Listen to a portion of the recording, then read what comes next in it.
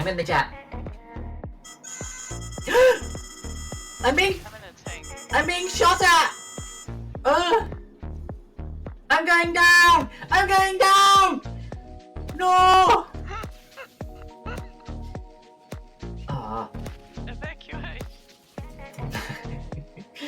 That is, now I'm really far away. Ugh! I've got Wii in mine. I'm gonna throw one with Wii and stones. Is it because you hit yourself when I threw one at you? Yeah. I like Wiiing myself. Better than going to the toilet. I don't have to move. Each to their own. What is it? You have to wait for them. No, she's coming, she's coming, she's coming, she's coming, she's coming. Anything more ready? She's coming. I'm coming. There she is. Get her, bro! Yeah, bro.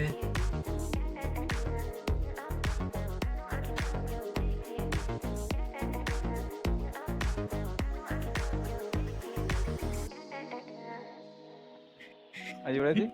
Ready? Come on, we're not that heavy. Come on. Yes, you are.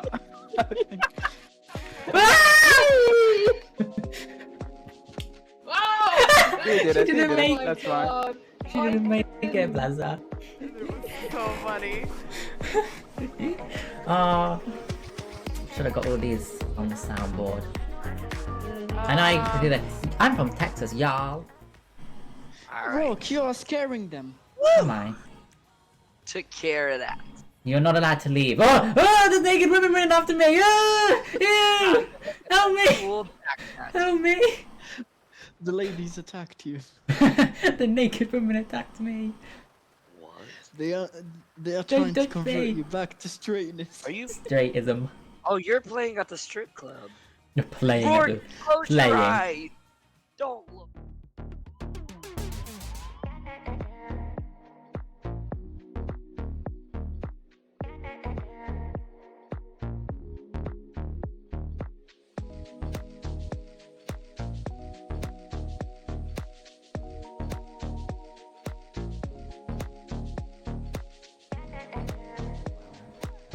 At the basement. I'm in the basement, wow.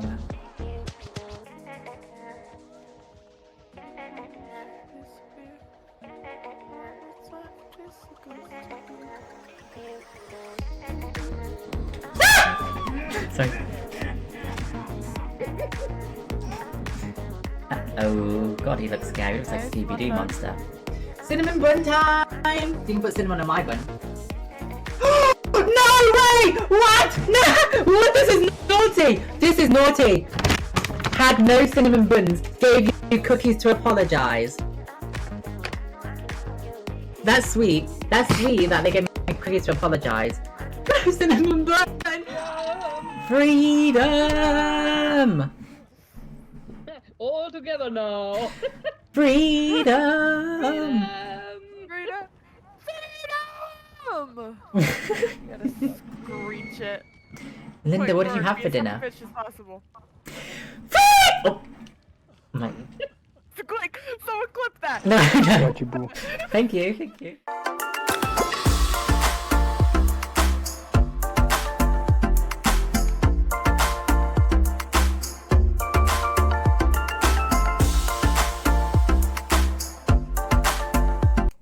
Hi guys, hi diamonds. Happy Friday, it's the weekend guys.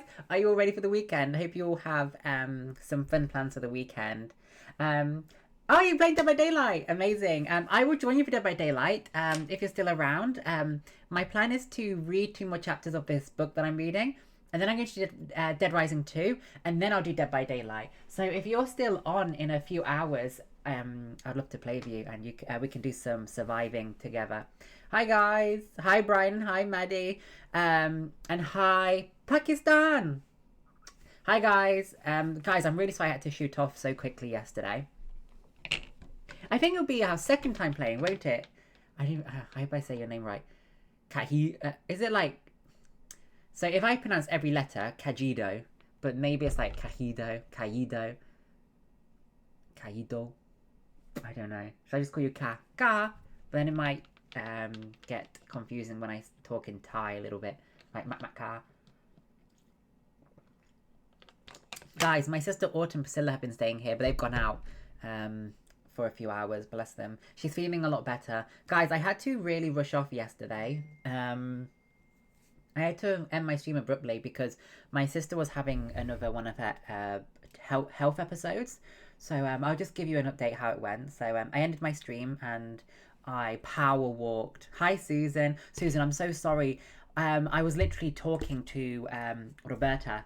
I said that Salam matey, salam bada. Hi, Kaylin. Kaylin, you came back to Shiny Diamond today. Sorry, guys, I'm getting distracted. So I was saying that yesterday I said that I'm never streaming again. That next week's gonna be my last streams. But then before I could say that I'm joking, I had to go. So some people might have taken it seriously, but it wasn't. I'm so sorry. It wasn't serious. But it gave me a good laugh. But I'll give you an update. Your Spanish-speaking friends call you Cajido. I would say Cajido. Oh, cute. That's cute. So I can alternate Cajido. Guys, if you could also please like my Instagram posts. My sunflower one is almost at 6,000 or 5,000. It's almost there, so if you could repost it and like it, I'll be grateful, please. But anyway, my sister Autumn, and also an update. So I ended my stream and I power walked over to hers, and it should have taken me half an hour, but I think I got there in like 20 minutes because I was power walking. So I got to hers, got her hot water bottle because the heat helps with the pain. So I got her hot water bottle, got her medicine, some codeine and some paracetamol. Got Priscilla some food, looked after Priscilla because Priscilla was there. It was just Autumn and Priscilla. So, you know, this needs to stop because Autumn looks after Priscilla. You know, Autumn's her carer. Priscilla's 4 years old. So this has to stop because Priscilla can't keep, you know, seeing her mum like this. And also it's dangerous because if Autumn becomes incapacitated, Priscilla's too young to look after herself and too young to know what to do. So looked after Priscilla. Also, I called Priscilla's dad. Well, he called me just for an update. You know, I said Priscilla's okay, Autumn's okay. You know, we're just going to ride it out. Then Autumn, my dad got here because my dad was basically, he was at home when Autumn said, you know, I'm in pain. But then he had to go to a meeting. And then when Autumn said that it's too bad and we need to go there, he was already out for the meeting. So that's why my dad couldn't drive us. So I walked over. But then my dad got there. Thank you, Brian. Brian, you keep trying. I think you're too charming though for a comment of yours to be on Patreon. Anyway, my sister, my dad got there with Ocean and Oak, just to, you know, sit with Autumn. She finally got better, and so I said to her, thank you, is your name Amir from Pakistan? Is your name Amir? Anyway, Autumn started feeling better, this pain subsided, and I asked her, okay, what can we do then? You know, who do we tell? She said that we don't know, you know, we don't tell anybody because I'm not on the waiting list anymore to see the gallbladder specialist. I said, what do you mean? What do you mean you've been removed? And she said, yeah, I'm not on the waiting list anymore. And so I was like really furious and confused, and I said, please explain it to me. So what happened was she went to see the gallbladder specialist, and he said, I don't think this, bear in mind, this is the same gallbladder specialist who botched her surgery, who made mistakes. So in brackets, I think he's avoiding responsibility. Anyway, he said, I do not think it's the gallbladder, the gallstone. I don't think it's the gallstone causing you this pain. I think it's the tumor on your stomach. So go see the sarcoma specialist, and if they say it's not the tumor causing the pain, then I will see you again and reconsider.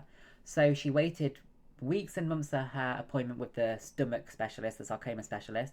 They examined her tumors, they examined the tumor, and he confirmed it's not causing this pain you're experiencing, these episodes.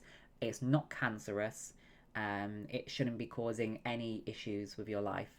So now the gallbladder specialist said if that's the case, you know, he'll be in contact with her again to go forward. Instead of doing that, instead of contacting her, he's removed her from the waiting list. So yeah, She's not on the waiting list anymore to see him. And so I said to her, well, what are we supposed to do now? She said, Jindabi Evelina, how are you? She said to me that he told her to manage it and live with it. And so after I got angry saying, live with it, how are you supposed to live with it? I calmed down and said, okay, well, how can we manage it then? What advice did the doctor give? You know, he said to manage it. Okay, what is his advice? How do we manage it then? What medication has he given? What advice has he given? Nothing. No advice. He didn't give her any medication, no pain relief, no advice, no food to avoid, no exercise to avoid, no this, no that, no advice, no suggestions, no way to manage it. He's just told her manage it without telling her how. And so, yeah, that's really infuriating. Telling her to manage it and live with it. Number one, she can't live with it because it's debilitating, so much pain. Number two, she's got a daughter she needs to think about. Number three, he's given her no ways how to manage it. She doesn't know how to manage it. I don't know how to manage it. And so, this surgeon with the gallbladder, I really think he's trying to deflect the blame and responsibility. So what I did was I googled how can I, as a brother, take responsibility for my sister's health. I don't want to make decisions for her, and I don't want to know all about her results and stuff, you know, unless she wants to tell us. All I want to do is make appointments for her and keep pushing and pushing and pushing for answers. And so, hi. I'm upset because of my sister. She's not feeling very well, and she's being let down by the hospitals. So I'm angry on her behalf, and I'm trying to fight for her.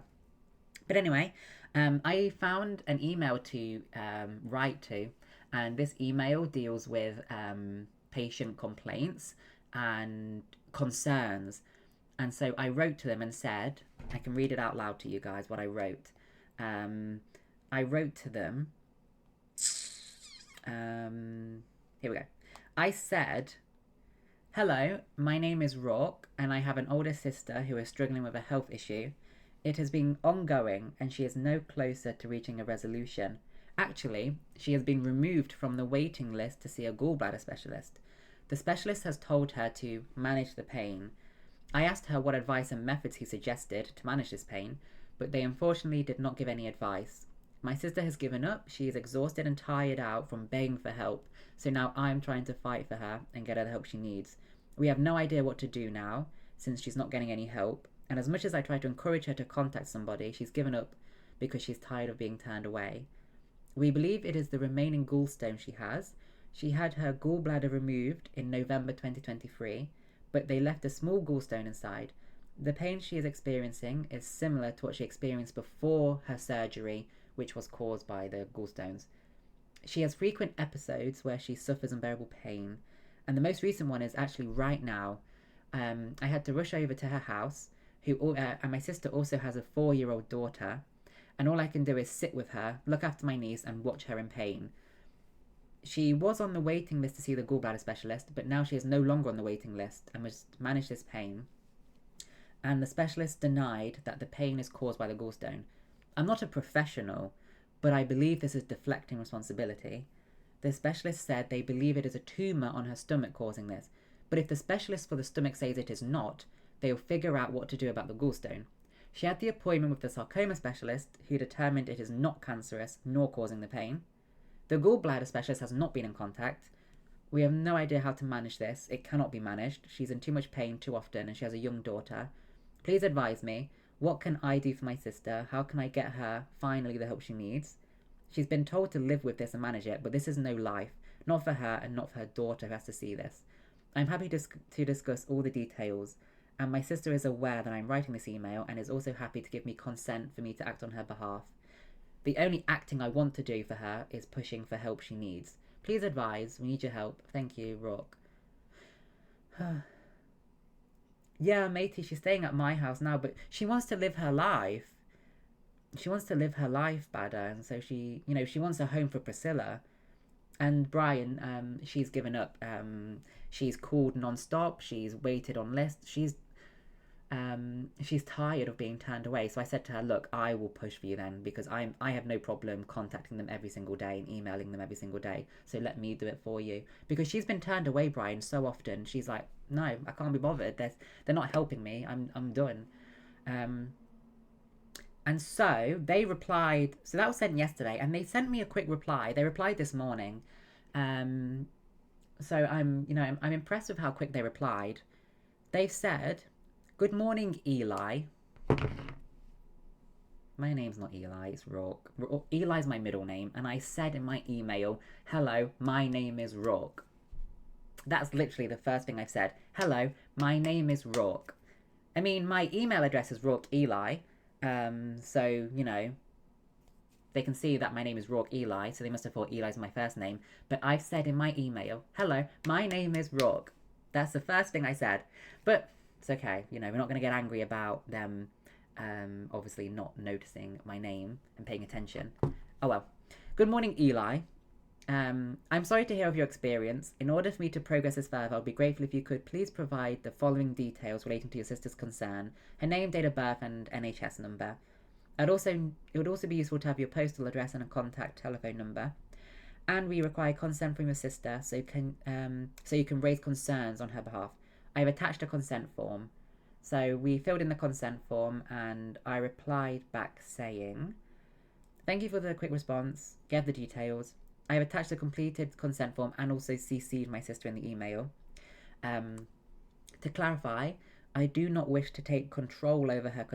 I don't wish to take control over her care and decisions.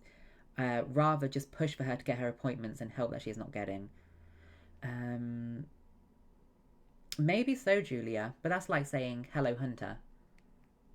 Maybe, you know, usually it's like hello, Mr., hello, Miss Hunter, not Hunter.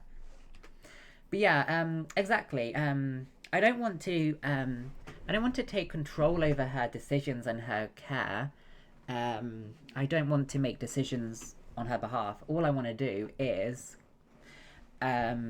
push for somebody to see her, you know. Autumn is tired of calling people and being turned away, and she's tired of people saying it's not this, it's not that. So I just want to push and push and push, because I have no issue calling every single day, emailing every single day, and saying, okay, right, what are you gonna do about my sister now? Now, because she's been waiting for years. Oh my god, Ramo, if they do that, I'm not gonna let them turn me away, because I work from home. I'm looking to work from home, so I will spend all day, every day, going through these silly forms that they send. Ay. Exactly. All I want to do is, you know, I want to arrange the appointments for her, get her the appointment ASAP with a different gallbladder specialist, not the same one. Yeah. Matey, I want her to go private, but it's just too expensive, and even with all of her siblings, we couldn't afford to do it for her. I would love to give her all my money. I'll sell my house to make sure she's okay, but it's too expensive, matey. She has to start from the very beginning. She'll have to have, again, a meeting, then she'll have to have some scans, then she'll have to pay for the scan, pay for the results, then they'll have to go from there and there, and it's just too expensive, and she'll have to start from the very beginning, which she is not keen to do. But yeah, I'm going to be pushing on her behalf now and making sure that somebody sees her, a different gallbladder specialist. And I'll just say that I want her to see a gallbladder specialist who is not the one that saw her and not the one who botched the appointment, the surgery. Because the one who has removed her from the waiting list is the one who botched the surgery. So my sister was having this pain that she's having now, and they determined it's gallstones, so they need to remove her gallbladder. And so when they operated on her, they accidentally left like 5 centimeters of gallbladder in her body, sorry. And so they couldn't remove the full gallbladder. And unfortunately, there's a tiny gallstone left in that little bit of gallbladder. And this same surgeon that botched it is now saying, you know, it's not the gallstone, it's not the gallbladder, and they've removed her from the waiting list. And so I really think he's trying to deflect responsibility, but I won't let that happen. Yeah. But let me see what I can do for her. All I want to do is just keep pushing and pushing for an appointment. That's what I'm going to do. I'm going to make sure she sees a specialist, a different specialist, not the same one that's turning her away, not the same one that's botched her surgery. Yeah, and I'll go with her. So that's where we're at. I'm taking control now. Well, not control. I'm also going to be able to, you know, contact people for help rather than just Autumn, because, you know, at first, until now, it's just been Autumn who's been asking for help and contacting them. But now that I've got her consent, I'm going to be able to keep, you know, asking questions and pushing for it now. Yeah. They investigate themselves. They investigate themselves? Well, of course they're going to find themselves innocent. They're not going. Why would they take responsibility? It's not right. It's really, really not right. We should be able to expect safe and competent care. I mean, the surgeon left a little bit of gallbladder in Autumn's body. That's okay, you know, mistakes happen, but tell her you made this mistake. When she had the surgery, she didn't get any of that. She didn't know there was still some gallbladder inside of her. She didn't get told that. No, they didn't tell her anything. They said, oh, all good, go home. They didn't tell her anything. They didn't tell her that you've still got a gallbladder still inside and some gallstone. They didn't tell her that. So, you know, if you made a mistake, okay, own up to it and rectify it. They didn't say anything. They just said, okay, surgery's done, rest up and go home. That's all they said. Yeah, ridiculous. And also my mum, she also, the NHS here in England, it's really not great. Because my mum, she had a surgery to remove her bunion. She had a bunion on her foot. It's not life-threatening, but she's had it for years and years and years. So she finally got it removed. And you know what they did? They put an unsterilized rod in her foot. I mean, how can you? Why is there an unsterilized rod in the workplace? Why was there an unsterilized rod in the theatre operating room anyway? You know, everything should be in its packaging. Then when you're ready to use it, then you open it up, ready to put it in. For God's sake, you don't open it all up, put it on the tray, and then take it into the operating room. Or you at least open it in the operating room when everything's sterile. How on earth did you put an unsterilized rod in my mum's foot?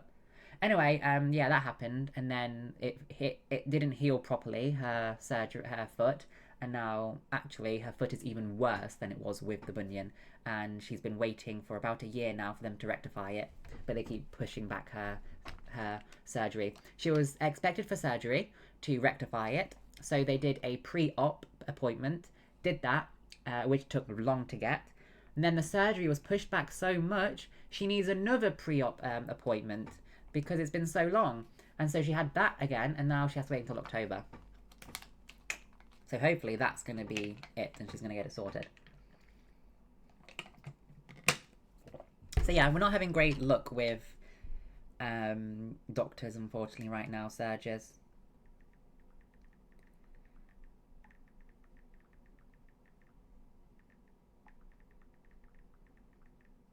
Yeah, matey. We're trying to. We're not trying to sue. So my sister Autumn, she's been trying to go through a medical neglect lawyer because, you know, we feel like she's been neglected. And so listen to this. We went to the lawyer for the medical neglect, and she said what's happened. She's noted everything. Autumn. She's even noted yesterday that this has happened again. Yesterday, she notes everything. And she noted it. She'd been making notes, and she went to the medical negligence lawyer. And you know what they've said? They've said that we cannot do anything until you get a diagnosis. We need to know what your medical diagnosis is before we can help you.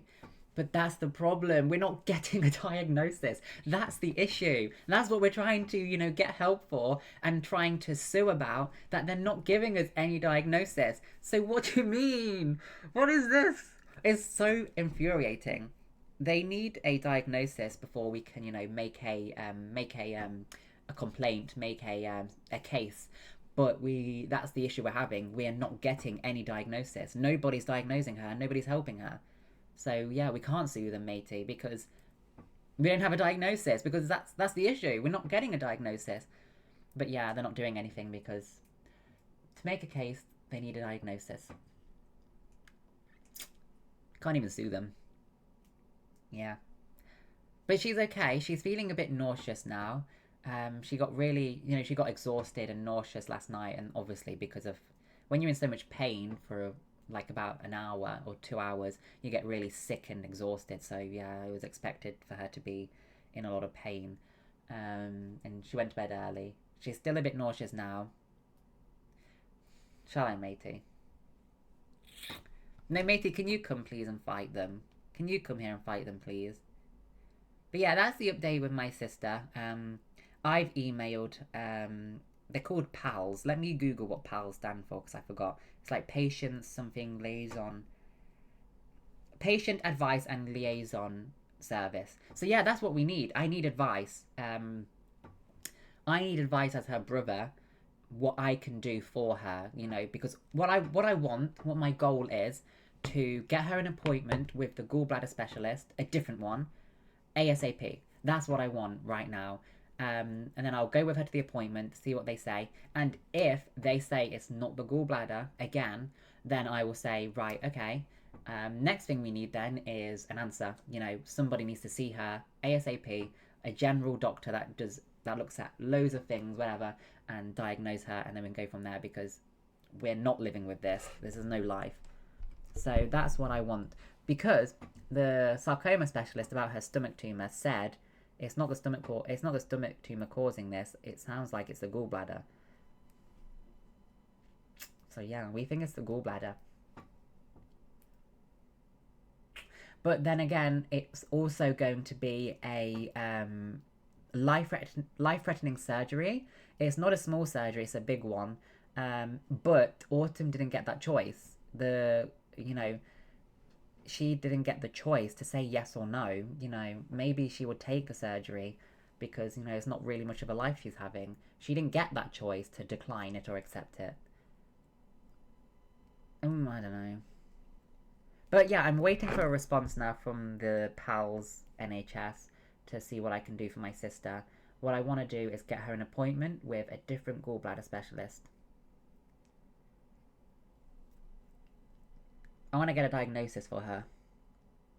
And then an answer. Because we need the diagnosis first, and then we get an answer. Yeah. We have free healthcare in England. But free healthcare means underpaid staff, overworked staff, not great conditions. I mean, I had a dentist appointment last month in July, and the dentist was sick, and I said, okay, let's reschedule. Can you come in October? October? We're in August right now. No, we're in July right now. Why would I come in October? I mean, I was expecting an appointment next week. Reschedule me for next week, not October. I don't even know if I'm going to be free in October. I'm going to be starting university. I didn't shout at them, of course. It's not the receptionist's fault. I just said, I don't know if I'm going to be free, but put me down for it and I'll see if I'm free. And then I got a GP appointment for my neck, and that is also in October.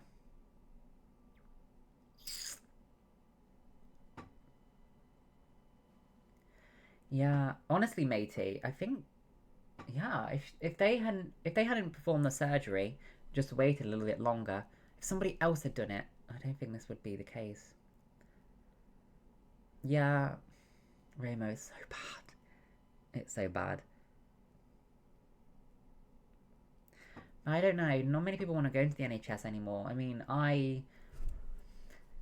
maybe I'll become a private nurse, because working in the NHS doesn't sound very appealing right now, because, listen to this, as a nurse, you have to renew your license, I think every 3 years. You have to pay for it, and I think it's like £150. So out of my own money, I have to pay for my license to be a registered nurse.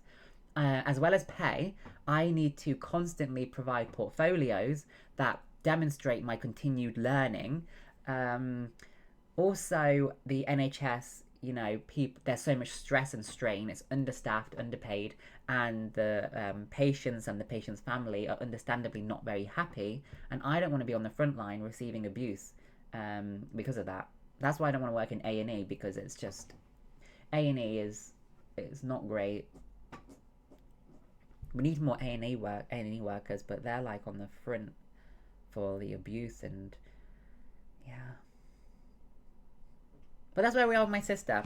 I'm now, she's given me consent to also, she's given me consent now to try and push for appointments now. That's all I want. You know, I don't want to make decisions for her. I've said that. I'm not going to.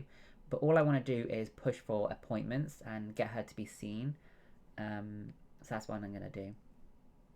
Matey, you're not at work today, are you? Matey O'Badario. Matey, can you come here to England and beat them up, please? Oh my god, you found out whose bombs package? It was your god aunt. She once sent you something over it, and since then she always has to change it. Oh, that's... Oh! Okay, so now it makes sense. Did you use any of the soap and the vitamins? Oh. How did she find out it was your god aunt, bless?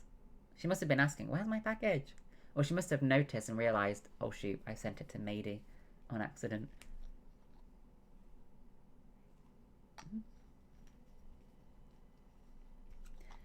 Yeah, that's where we're at right now. Thank you guys for listening to me. Yeah, I'm a bit upset because of that. It's not great. But I don't know. Now that I can push for answers for her, hopefully we'll get somewhere now. Hopefully. And I won't let them say no. I will say, okay, if you're saying no, then don't just say no. You know, take me somewhere else then.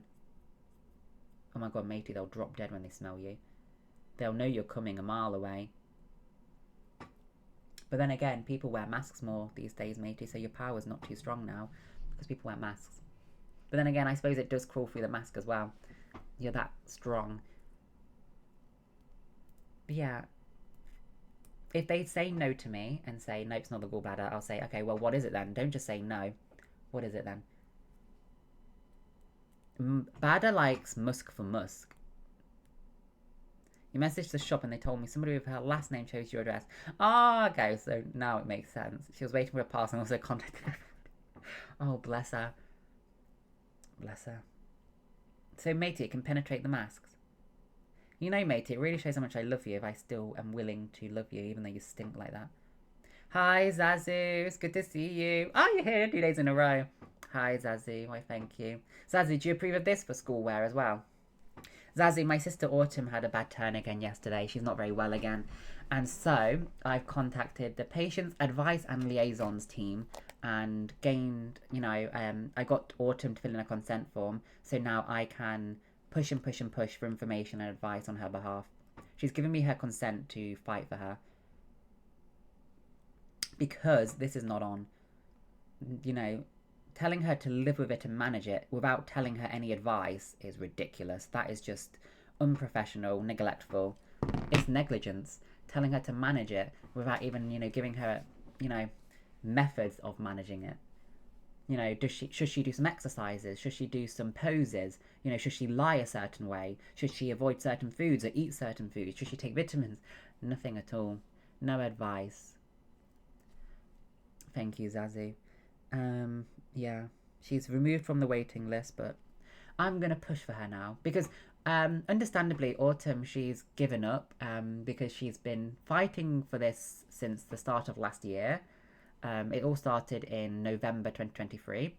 And so she's been trying and pushing, going to appointments, being told no, being, you know, messed around. So she's kind of given up. She's like, I don't know what to do anymore. And so I said to her, please give me your consent and I will figure out what to do by talking to these people. And I'm going to share with them my concerns and they can rectify my concerns and resolve it. Zazie, you haven't slept yet, have you, Mom? Mom? But guys, I can't stream too long today because Autumn will be back soon. Also, I've got another guest coming. Thank you, Zazu. That's what I'm gonna do, Zazu. That's what I'm gonna ask for. I'm going to ask what I was just thinking, you know, okay, I'm gonna fight for Autumn on her behalf, but what is it that I actually want to achieve? What I want to achieve is a diagnosis for her and then resolution. And so what I'm going to ask for is an appointment with the gallbladder specialist, but a different one, because the one that told her, Zazu, to manage it is the one who messed up her surgery. So I think he's trying to deflect the responsibility. And so what I want is an appointment with a gallbladder specialist, but a different one to what she's seen, so she can get her second opinion. And then when she's at that appointment, if they determine it is the gallbladder causing the pain, rectify it. If they say it's not causing the pain, what I want is, okay, what next? You know, don't just say no. Tell us what next then. Okay, what do we do next? Where do we go next then? Don't just say it's not the gallbladder. But tell us, okay, where do we go next then? How can we get an answer then? So that's what I want. Yeah, that's what I'm gonna fight for.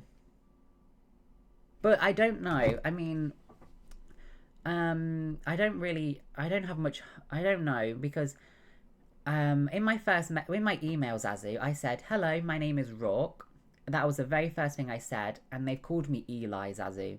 So in my email, it's Rourke Eli, and they've called me Eli. They said, good morning, Eli. But in my first message, it literally says, hello, my name is Rourke. Why are you calling me by my second name, Eli? My name's Rourke. I just said my name is Rourke. And Zazu, also, we can't... So that doesn't give me much hope if they've got my name wrong already. Referring to me by my middle name. Why? But yeah, Zazu, also, we can't sue them for negligence and get, you know, medical negligence help. Because we tried that, Zazu. We tried getting some help for the medical negligence team, lawyers. But they said that we need a diagnosis first. But that's our issue. We're not getting a diagnosis. Nobody's diagnosing her. So that's why we're coming to you. But they can't do anything about a diagnosis. Yeah, exactly. Yeah, I really want to be tough and firm, but I'm nervous to be tough and firm because I don't want my firmness to be taken out on her, like, oh, they're being really rude. Let's, you know, take our time, you know, let's not prioritize this. They're being rude so they can wait and stuff. I don't want that unfair treatment because I'm being rude, or not rude, but firm, because I wanted to put in my email. What I want is also a diagnosis for my sister so we can go ahead and put in a complaint with the medical negligence team. But I didn't put that in because I don't want them to, you know, be like, oh, they're threatening to sue, so, you know, let's not treat them with much kindness because they're not being kind to us. Or maybe it'll maybe have the opposite effect, like, oh shoot, you know, they want to sue, so let's try and help them as much as we can, maybe. Delaros. Zazu Delaros. Thank you.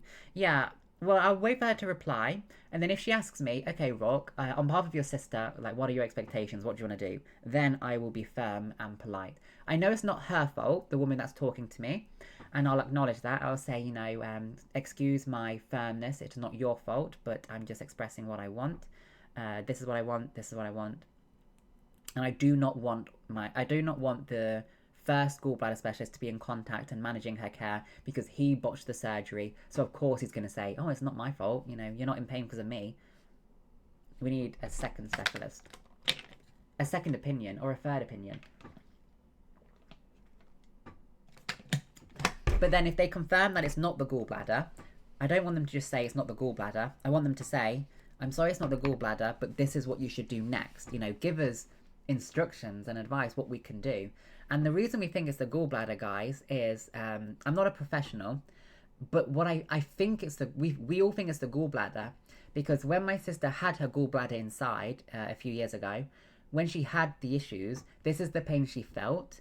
And when she felt this pain, she went to the hospital and they said you've got gallstones. So that's why she had the surgery to remove it. She felt this a few years ago. This is how she felt when she had it, which led to having it removed. And now she's feeling it again, and it's like, well, this is the pain I felt when I had gallstones. And she has a gallstone, they've confirmed it. Yeah.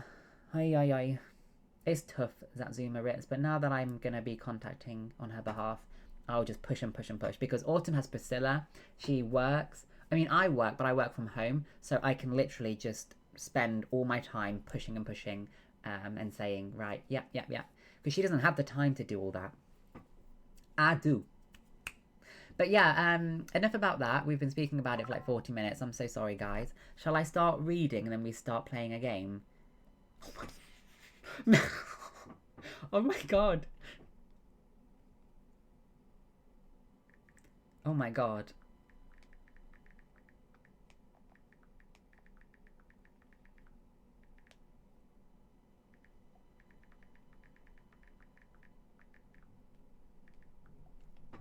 Oh my god, Julia, question.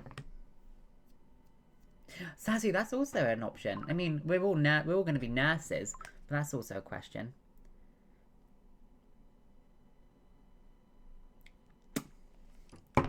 What's the question, Julia?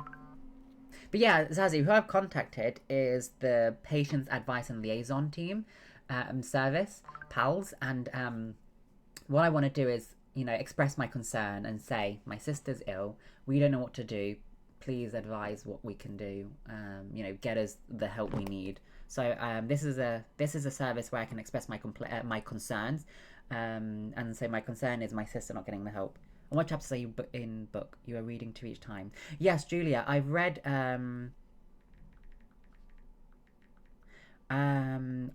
2 chapters every single stream. Every single stream I've read no more than 2 chapters. So it's always been 2 chapters, and right now I'm on chapter 19. So yeah, I've read 2 chapters every single stream, and I'm going to read 2 more now, Julia. How many pages are in these 2 chapters? Whoa. Quite a few. And then how many for the last?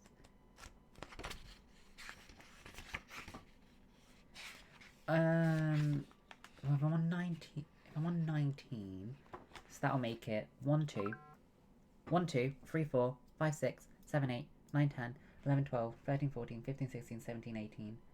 Yeah, 9, Julia. Thank you, ma'am, Zazu. Zazu, ma'am. Right, how many? Whoa.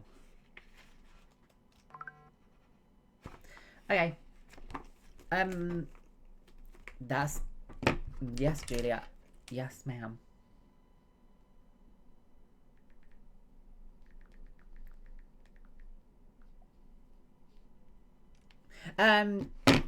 Actually, well, Dorothy, I actually ended on chapter 18. That's what confused me as well. That's why I counted. I ended on chapter 18, Dorothy. Now I'll read chapter 19. I'm on chapter 19. So really, I read chapter 18 last stream. So it is an even number. See you, Zazu. Please sleep. And I'll see you next week. My next stream is Monday. Monday and Tuesday before I go to Ireland. So I hope you'll come by. Okay, I'm going to go for a wee, guys. So let me go for a quick wee. I'll show you my outfit first as well. I'm thinking to wear this to Ireland as well.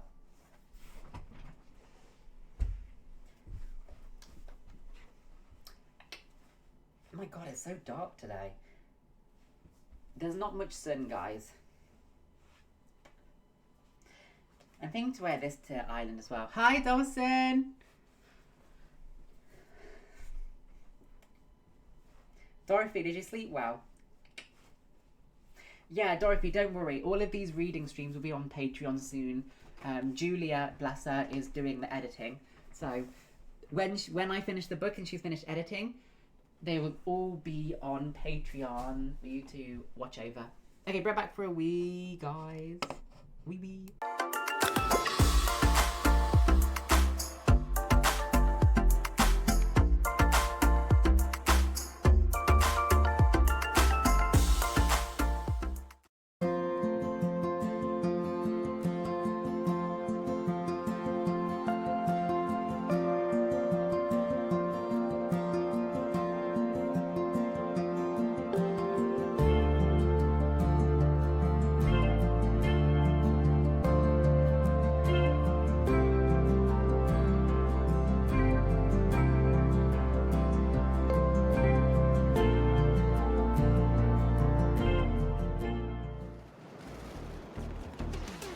I'm in the chat. I'm being shot at! I'm going down! I'm going down! No! Ah. Evacuate. That is... Now I'm really far away. Ugh! I've got Wii in mine. I'm gonna throw Wii. I'm gonna throw one with Wii and stones. Is it because you hit yourself when I threw one at you? Yeah. I like Wiiing myself. Better than going to the toilet. I don't have to move. Each to their own. What is Yeah, it? you have to wait for them. No, she's coming, she's coming, she's coming, she's coming, she's coming. Be more ready. She's coming. I'm coming. There she is. Get her, bro! Yeah, bro.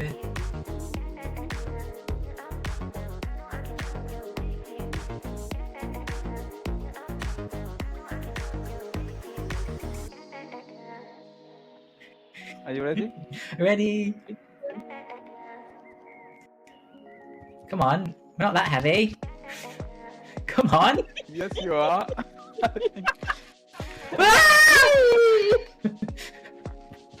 Oh! You did it, She you didn't did it. make- That's fine. She didn't make it, Blaza. So funny. Mayday. May Day. Mayday. Mayday. What's with the... Huh? Why does it do that? Is it because it's focusing on something different, the webcam?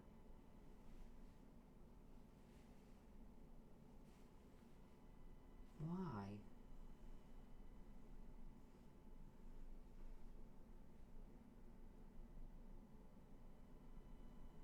It's like the blue or gold dress. It's blue and black, that dress, by the way. It's blue and black, that dress is. And those who say it's gold and white or whatever, yellow and white, they're gaslighting. They're a gaslighter, turn me into a fighter.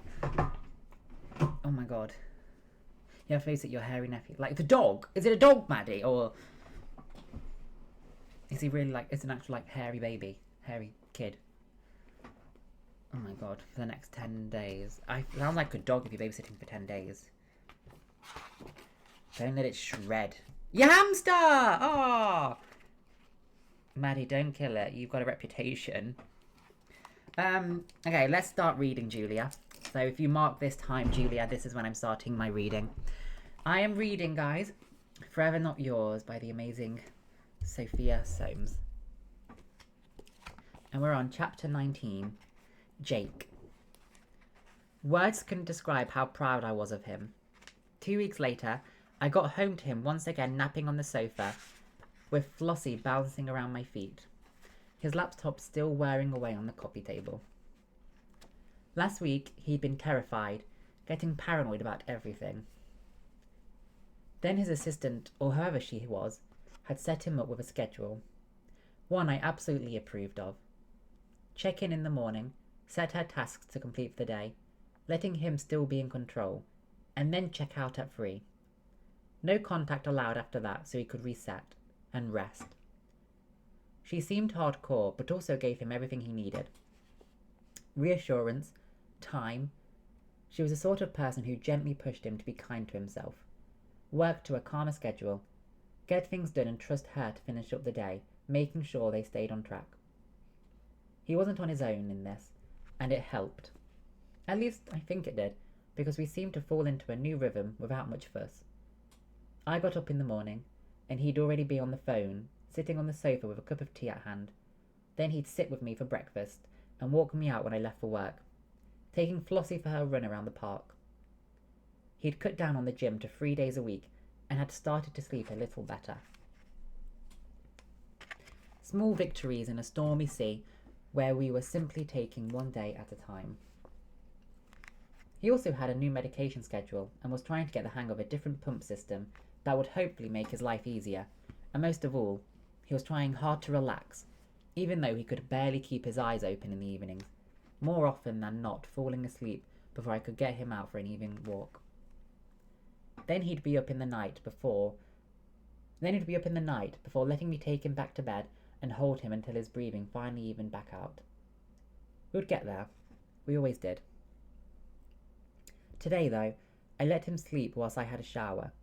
then woke him up with a gentle kiss because I was a soppy romantic at heart, even though I didn't always show it.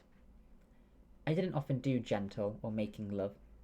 It wasn't who I was, and even though I craved a long, dirty kiss, especially from him, at the end of the day, I needed him just as much as he needed me, and that was a new vibe I was learning to embrace. I had to believe in that, however unbelievable it still felt. If I didn't, I'd go mad. "You have a parcel," he mumbled, stretching that body of his, long arms over his head and his legs under the table. A faint whiff of sweat. "Oh, nice," I said, running my fingertip down his chest. A perky nipple peeked through the fabric. "I've ordered Flossie's dog food, so it comes once a month. Saves us having to remember to stock up." "Good job," I said slowly, getting up. "Why don't you go shower?" "Do I smell?" He sniffed his armpits. "You do. Quick shower and I'll make dinner. Sound good?" He mumbled something, but did as he was told, shuffling towards the bathroom, leaving his upturned phone on the table, the screen nice and green. He was fine. Blood sugar's good. The mess in the sink was evidence of him having made himself a proper lunch, and, of course, the numerous cups of tea he'd drunk. Decaf. His dad would be proud, just as proud as I was. The parcel, then. I ripped it open and stroked the leather inside. A harness. Heavy, yet soft. Just the way I liked them. All leather with clasps that would complement his still pale skin. I tugged at it. Not much give, so I could strap him down the way I wanted to. Keep him in place as I fucked him, right where I needed him. As I said, I didn't do lovemaking. I fucked, and he got fucked. It was the way we both rolled, and it was such a sweet relief that I could do this with him. That he got me, no questions asked, because he never had. He just took it, all of it, and if I was reading him right, he absolutely loved it. Especially the way his breath hitched, catching me staring at him coming out of the bathroom, stark naked and rubbing that mop of hair with a hand towel. Glorious. That was all I could think. It wasn't often I saw him bare like this. Nothing but skin. No machinery, no tubing. All that remained were faint grey streaks where surgical tape had held the infusion site in place. "Come here," I called to him, lowering the harness in my hands. He stopped dead and stared back at me. Perhaps my scrubs weren't screaming, "Let me fuck you." But the rest of my body surely was, my erection clearly visible through the fabric. I swallowed my breath when he shot me a cheeky smile. "Do I want to know what you have planned this time?" he asked. "Colour, Bastien." He let the towel drop to the floor, taking that smile with it, but his stick was already in the game, thickening under my gaze. "Green," he said softly. I curled my finger at him, making him slowly step towards where I was standing by the kitchen counter. The parcel in front of me spilled out the remaining content onto the surface. Good lube, condoms, box of J-lube. I had plans, lots of them, but I was a patient man and carefully peeled the cellophane from the first bottle of lubricant, flipped the cap open and placed it down next to me. Ready. The blush on his cheeks told me everything I needed to know. The way he was chewing at his bottom lip, and how I wiped that small smile off his face as I fitted the harness over his shoulders, gestured for him to put his arms through, and tightened it over his chest with a firm tug. Then I held on, meeting his gaze. "You're mine, you know that, don't you?" He nodded. "Words, Bastien." "Yup." Bratty little shit. I grabbed his chin with my free hand, gave him another firm tug, moving him back against the worktop. Then I kissed him, deep, dirty, with everything I had, probing the roof of his mouth with my tongue, biting at his bottom lip, then slowly releasing him. "Turn around," I whispered, guiding him, my hands smoothing down his sides, my foot kicking his feet out. Another tug of the harness. His hips pushed out, That perfectly round ass right there. My fingers walked back up his spine, all the way, then a stern fist of his hair. A tug. My lips on the bare skin of his neck. A gentle bite, licks, sucking all that goodness into my mouth, tasting every little bit of him I could reach. He moaned softly. Keep your hands on the kitchen counter. No touching yourself. Is that clear? Green, he said confidently, then cleared his throat. Fucking do it. Gonna be hard and fast, I said as he spread his legs further. Just the way I like it. Told ya, he got me. Fuck, it was such a head rush to get to do this with him. To just be able to let go and know he was right there with me, in the moment, wanting this as much as I did. I wanted to savour this, the feeling of just standing here, feeling the heat rising in my groin, the way my cock was filling out, the heavy breaths coming from his chest, the marks my fingertips made on his hips as I held him in place. I grabbed my dick and gave it a few good strokes. Just the sight of him was all I needed. I could probably have jerked off all over his back already. It wouldn't take much until I'd splash him with cum. All of it, right there, in the dip of his spine. I had a sudden urge to taste him, licking lines down between his butt cheeks. I opened him up with my fingertips, and then roughly mauled that hole of his, my hands doing my dirty work as I licked him open with greedy slurps, and he squirmed against me, uttering words up there, but I wasn't paying attention. The taste of him, the way his hole clenched and opened. He let me in, then squeezed tight around the tip of my tongue. Stand still, I demanded, for a minute letting go. A sharp slap on his arse, a howl from above. Colour, Bastian. Bloody do it. Bastian. Green, fucking green. Impatient much? I kissed his hole, spread him open and gnawed at his skin. Wide, slow licks, up and down, as he shivered and jerked around. Tried to clench his arse cheeks closed, as I swiftly gave him another smack. A red blush spread on that perfect skin. I rose up slowly, finally removing my scrubs and letting them fall to the floor. My naked skin right there. Flossie was yapping somewhere in the background. Him? Right there. Goosebumps all over his skin. I kissed his shoulder blade, smoothed down his hips, put him right back in position where I wanted him. Spread wide open for me. No condom, I told him. I want all that cum dripping out of your arse. I didn't have to look to know that his cheeks were flaming. You like that? Getting fucked raw and bare? My cum all inside of you? Breeding you like you deserve? I loved the way he swallowed, a strange mix of arousal and shame. He did that. I did that. And fucking hell, it turned me on. A generous squirt of lube found itself into my hands, then firmly onto my cock. Long strokes up and down as he once again let out a deep breath and adjusted his stance.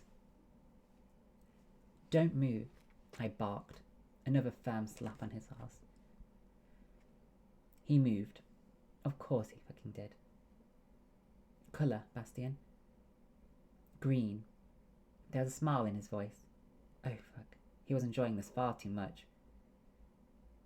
Hands on your arse cheeks, I demanded, still stroking myself, licking my lips, swallowing. Fuck. Fuck, fuck, fuck. I grabbed hold of the harness, yanked him firmly backwards, my lips on his neck, his jaw, his ear. Spread yourself open, as wide as you can. I want to see that hole as I push my dick right in there. That clear? Open up. His breath hitching just turned me on even more. My hand still moving over my length as he did exactly as I told him, and spread himself open, his hole still wet from my tongue. Some lube on my finger, I pressed it softly against his hole. Still far too tight, but that was the way he liked it. The way I liked it. My other hand kept a firm grip on the harness, so that his back was slightly arched backwards. His hips would bruise, but hey, This. The tip of my dick against his opening. His breath. Fuck. Don't be a twat, Jakey, he hissed. Bloody do it. I'm gonna fuck you so hard you'll see stars. No idea where that had come from, but I could see the dimple pop in his cheeks, then disappear as I pushed, slowly and firmly, his whole fighting back. A long, drawn-out moan came out of his mouth, and again, I pushed a little further in. Fuck, so tight. You and your goddamn cock, size of a bloody arm. I'll give you a bloody arm, one day. Gonna get my whole fist up your ass, and you're gonna be too far gone to even care. Fist you like you need to be fisted. Put your money where your mouth is then, he hissed back. Almost all the way in. His breaths came loud and deep, his head hanging down as I yanked at the harness. A final push. Breathe, I urged, adjusting his hips. Just relax. I pulled out, added a bit more lube, and gave myself a stroke, and pushed back in there, faster this time, making his breathing strain. His hands still gripped his buttocks, white knuckles, pink skin. Fuck me. Do it, he whispered, shivering. Fucking do it. 2 hands on the harness, I pulled out, slammed back in. He howled, and again. I got myself into a firm, steady rhythm as he held on, did as he was told, his dick slamming against the cupboard door with every jerk of my hips. His neck bent back as I rode him like he deserved. In and out. Firm slaps of skin against my stomach. Tight, hot, wet heat surged from me as I sped up, his hands moving to hold on to the edge of the worktop. I hadn't given him permission for that, but it gave him protection against the hardness and made him flex his spine so I could get further in. My hands now on his hips, I slammed every inch of myself inside of him. Hard, fast, my arousal now blindingly sharp against the softening daylight. Autumn, after a summer so weird and chaotic yet so perfect. Him and me. His voice came now, louder as he swore in frustration. My cock was so deep inside of him, but I wanted more. I yanked at him, capturing his mouth with mine. I loved that he didn't care where my mouth had been, that he kissed me back, his sweet breaths merging with mine. So close, so perfectly mingled. When I came, it was almost painful. Sharp shards tearing through my inside as I filled him right up. The added warmth and wetness, my softening cock, his desperate whimpers. I yanked him around, dropped to my knees and sucked him off. Deep and heavy, straight down my throat. His voice echoed in my ears as he came, all that he was, filling my willing mouth. The taste of him was heady, the taste of him was heady, and so was the way he instantly relaxed, gently sliding down into my arms until the two of us sat there on the floor like 2 blobs of jelly, his face in my neck, my arms around him holding him tight. You okay? I asked. I hoped he was, that it had been as good for him as it had been for me. You don't mess around, do you? He smiled. I could feel it. It's what I like. It's what I need. It calms me. No control, no stress. Just you, everywhere. I never realised that was it, but it's clear now. Anything you need, I'll give it to you. You serious about that fisting thing? I let a giggle rip. Bastian, it's not a simple thing. It's something we're going to need to work at. Get you stretched out real good. Practice. Then one day, I'll blow your mind. Sounds terrifying. Can't wait. I laughed, and it was wonderful. Freeing. Delightful in a world where I was so worried, where everything seemed to be slowly working out. I love you. Remember that. Whatever you need, whatever you want, whatever happens, you're mine, okay? I know, he said softly. Then he kissed me. Perhaps I knew too. Perhaps words didn't always matter. We were good, just like this. Chapter 20. Bastion. In a couple of weeks, when I'm not this tired, I started, pausing to take another mouthful of food. I'm going to be in charge for a whole weekend. You've had your fun now, and I think you owe me. I do. He grinned. Handsome bastard. That scruffy face, twinkling eyes, those lips on that filthy mouth of his. He'd showered now, so was once again clean and smelled of soap, or smiles. Yup, we deserve a break, so I have plans. Oh, do you now? He sounded like my dad, and I didn't think he'd mind that. Bloody Jake of all people. How are you feeling? I asked with a wink. I'm still in charge here, he said sternly. You know this. It's only one weekend, I retaliated. I'm going to take you out. He raised an eyebrow, and I just laughed. Burnt out, my ass. Well, I was. I still couldn't sleep more than 2 hours straight without waking up thinking I was having a heart attack. My blood sugars were still rampantly fucking with me. The new pump was easier to dose up and screeched like a banshee if I forgot. So yeah, probably a better fit. I agreed with my doctor there. But this right here, I had no complaints. My mum had joked that I had stepped back in time and become 20-something Bastion again. She said I was like the old me, and that pulling the plug and everything else had been a good decision. Maybe that was what I'd done. Pulled the plug on the old Bastion.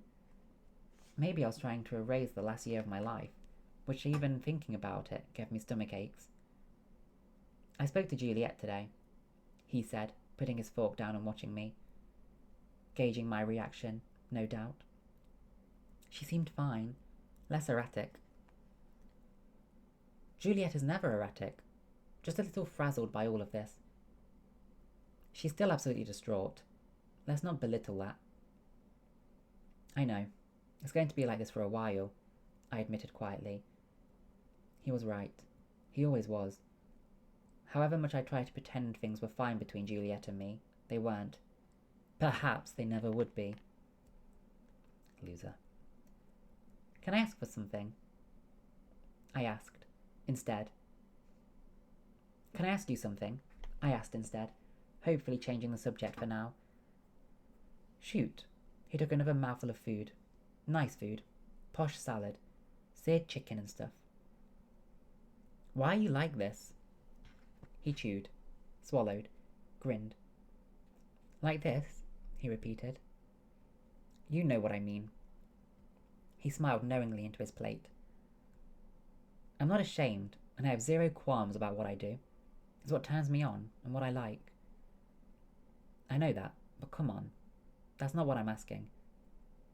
He looked a bit dumbfounded by my question. Maybe it was because I was suddenly using all these words. I couldn't explain that. It was just easy with him, though I still couldn't control my stupid body or make sense of why I reacted to him the way I did. Why I'd reacted to other men in the past. How it all went together with who I was on the inside. I didn't understand that at all. Bastion, I've always known I was gay, even long before uni. It's always been a part of me, as natural as getting up in the morning, breathing, going to sleep at night. It was always boys, men, then I had a type. Me, I grinned. Absolutely. Blondes, smaller build, perfect arses. We both smiled. This was lovely. Just him and me, 2 glasses of white wine and now empty plates between us. You know what it's like in your teens? You watch stuff and hear others talk. The web is full of confusing advice, and porn. God, I watched some dreadful stuff. It didn't do much for me, and I spent years thinking I was, like, the worst gay in the world. Like I wasn't into any of the stuff I was supposed to be into. I know the feeling, I admitted. I ended up in this club one night, with this guy I was hooking up with, and there was this couple fucking in a corner, and the top was just, you know, not my type at all. Big and burly with leather trousers, and he was fucking this other guy, who was just taking it, and he was loving it. Every bloody thrust, the way the guy was just pounding him. I didn't understand what it was, but something clicked in me. They didn't have to be a certain way. There were other ways of, I don't know, having sex. I hummed in agreement. He was right. Why did we never sit and talk like this at uni? We were forever watching films and gaming and drinking. And if we'd just sat down and shared stuff. Too young. Immature. I wouldn't have been ready. I figured all this stuff out way later. Me too. So many secrets, so many things I never managed to vocalize were now suddenly so easy to say, even out loud. Anyway, I ended up cornering the guy in the club and rambling out some drunk incoherent crap about having failed as a gay man and not understanding shit, and how the hell did you get someone to let you do that to them? I mean, he could have just laughed me in the face, but he didn't. He gave me his number and invited me round the next weekend, and let me hug his boyfriend while he smoked and watched. Jake! I shrieked in all kinds of second-hand embarrassment. You didn't! I did. And I did it again. He taught me how to spank, how to fuck, how to hog-tie someone, how to use a sex swing. Fisting? I rolled my eyes. Nah, that was Carl, years later. Little twinkly type, but was 35 and worked in accounting. Loved anything up his ass. Also bossy as anything, and made me work for it. It was good, though. I mastered that skill in a few sessions and then he moved on. You never saw him again? Nah, too much hard work. Not for me. Says the guy who... I had to stop myself. I wasn't ready to say that bit out loud. The guy who loves you doesn't ever think you're hard work. Not even when you're being especially bratty and horrible, and drink too much and dance on bars, and get women to hobby tattoo their numbers onto your arms. It wasn't like that, I pouted. It was, but I've forgiven you for that. Now, this weekend, we're not going to go clubbing, are we? My lips are sealed. I laughed. You can't keep a secret to save your life. He removed our plates and put them on the side, while I did my bit and wiped down the kitchen island and put the stools away. We never usually sat here to eat, but it had been a nice change from the sofa, like we were on some kind of date. Almost. Want to watch TV? He suggested, washing his hands by the sink. Tired, I moaned, which I was, but this had been a good day, a productive one. Want me to tuck you in? He winked. I still didn't understand how he did these things to me. Just a small pull of a muscle, and I was blushing and adjusting my dick in my joggers. And Flossie was yapping around my feet. Oh yes, because I was standing in front of the fridge. Fridge tax, he smiled, walking away. Spoilt princess, I muttered, giving her what she craved. She wagged her tail and wandered off, having swallowed my cheese offering in one bite. I went to brush my teeth. I still didn't have all of this figured out. Not with him. In this flat. Home. It felt like it, and that in itself was mega weird. I had my side of the bed, and he had his. The extra pillows I bought were stacked up against the headboard on my side. His two were half on the floor. He never made the bed. I did. I plumped those pillows up and straightened the duvet. Then he appeared, still clothed, and threw himself on top of it diagonally, ruining all my hard work. Oi! I complained, trying to get in on my side. Bedtime, he mumbled, and elbowed his way over to me, laid his head on my chest, snuggled up. Need to put you to bed. Gonna read me a bedtime story? Nah, he smiled. But, you know, we were talking and it hit me that perhaps I'm not very affectionate. I don't do enough of you. I don't do enough of, you know, this. Showing you how much I love you. Fucking is one thing, but you need to know that that's not all this is. Actually, I think I need this part too. Just sometimes being close to you. I feel that when we talk, I admitted. Like earlier, it does something to me, and I like it. I feel like, even after all these years, this is new. Like I'm just getting to know you. He stroked my cheek, cupped my chin the way he did. Then he leant up and kissed me. Truly kissed me. A toe curling one, and I actually flexed my feet right there under the duvet. You need to sleep better, and I'm still trying to figure out how to help you do that. Perhaps I should start giving you a blowjob before bed. Suck you to sleep. Dirty boy. Messy stuff. I like a clean bed. I know you do. I'll swallow. Clean you up afterwards. I had to laugh because well, maybe he would. Is that your thing? Usually not, he kissed me again. But with you, maybe I need to try some new tricks. Do you bottom? I probably knew the answer to that one, confirmed by his up-close grimace. It made me laugh, because yeah. Nope. Not your thing? Never wanted to. Never tried, never will. It's just who I am. I get that, I said. I mean, I fucked enough girls to have tried all of that. I don't think I'd even be able to get it up for you if you told me to fuck you.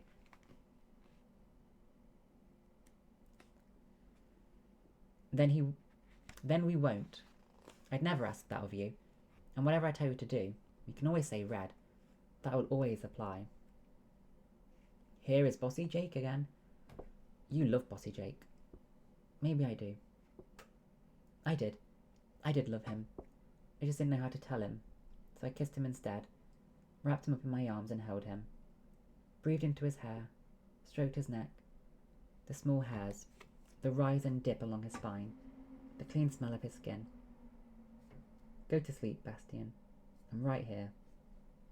He was, and I did. The days passed, and autumn seemed to fly by. My walks with Flossie now required a jacket, and the daylight disappearing earlier and earlier outside the balcony windows meant I had to get up and put the light on in the afternoons. Also, Faye. Where the hell has she been all my life? And why had I never actually utilised my interns properly? I'd always insisted on doing everything myself, only distributing many menial tasks to the people who were actually more qualified to do things than I was. I had no idea how to work these new software systems that Faye had introduced me to, and she was slowly learning her way around my calculations, the way around my brain. It was terrifying, yet I was finally learning how to slow down, how to let go and actually allow myself to enjoy the work we were doing. It even got Kieran off my back, letting Faye sit in on the morning meetings and relieving me of the stress those usually brought. It also gave Juliet the time she needed. I understood that now too. More than anything, I was starting to understand what I'd put her through, how I'd pushed and pulled and gaslit her when all she'd done was try to give me what I wanted, when I hadn't had a clue what I wanted. This weird new life Jake and I were crafting, it was lovely, simple, so straightforward, when in reality it shouldn't have been. It was working maybe a little too much, but it gave me time, peace, everything he knew I needed. Perhaps I missed him a little during the days I spent on the sofa, but I had started going out, the gym once again becoming part of my day, and Faye and I had nabbed another contract. For once, I couldn't take the credit. She'd done as much hard work as I had. Have you found me a man yet? She started our afternoon meeting with, same every time, accompanied by a wink from the screen in front of me. Nope, I laughed. I'm a very discerning man, and only the best will be presented to you, Miss Michaels. Patience is key here. Let me do my research, and the right man will be found, I guarantee you that. Bullshit, Bash. She shook her head and laughed. Yes, it was bullshit. I didn't know anyone who I would recommend as a boyfriend, let alone someone I would subject Faye to. The office was full of guys who needed a good... I almost burst out laughing. Tell me about it. That Oliver. He tried to chat up the delivery guy on Monday. I forgot to tell you. Swarming all over him, hand on his hip. The poor guy was backing into the lift looking terrified, and finally Kiki took charge and dragged Oliver away. The drama. I kept wondering if this is truly a professional office, or some kind of Big Brother house with cameras hidden in the ceiling panels. No cameras, I assured her. I'm one of the health and safety representatives, and I have actually been up in those ceiling panels, and all that there is sprinkler systems, wires, and a shed load of bloody dust. I'll trust you on that one. Although the bank on the 10th floor had an incident where someone put a camera behind the mirror in the women's bathroom. I don't think they ever caught whoever put it there, but at least they got it out. Scary, she snorted. Idiots. All they'd get would be a load of girls applying lipstick and brushing their hair. What do they think we actually do in front of mirrors in public bathrooms? Get our boobs out and snog? What do I know? All I know is that in the men's room... I don't even want to know, she huffed. But anyway, how's Jake? Jake? We usually didn't talk about Jake. He's your partner? I think it's just nice to mention that. Show a bit of interest. So he's who? Defensive again. I had no idea why I was like this. Why it was so difficult for me to get rid of that enormous lump in my chest. The one that was suddenly threatening to suffocate me. Bash, don't do this. Not to me, and mostly not to yourself. Do you think I would ever say something? That I have those kinds of prejudices? You mentioned him. You live with him, no? Yes, I almost whispered. So, you're roommates, like children. She was being sarcastic, and I actually laughed. We lived together at uni.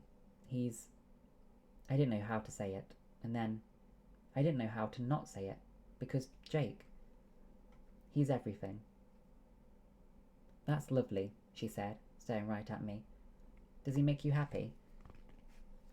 What did you answer to that? I nodded, right back to being no words Bastian. I hated it. Fuck him. I love him, came out of my mouth. And I don't understand shit. And half of the time I wonder if I've completely lost my mind, or if I'm just imagining things that are not there.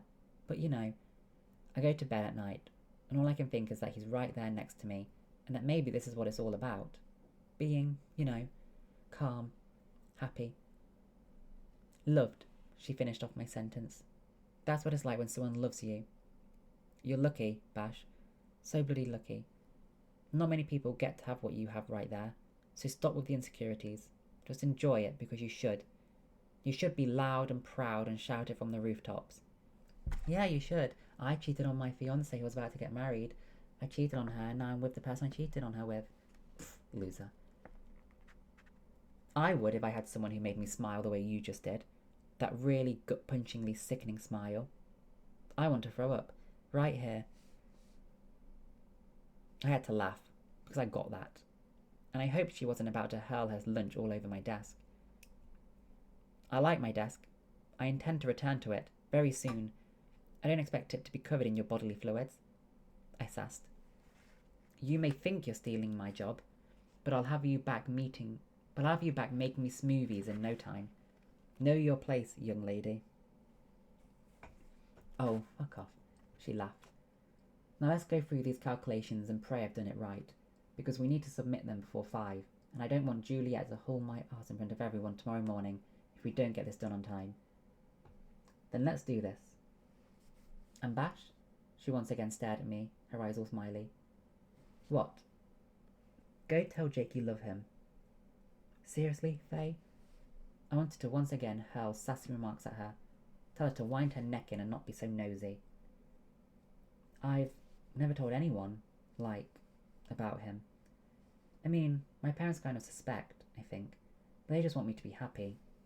Anyway, Bash, listen. I did. I shut up. What was it with me and all this talking?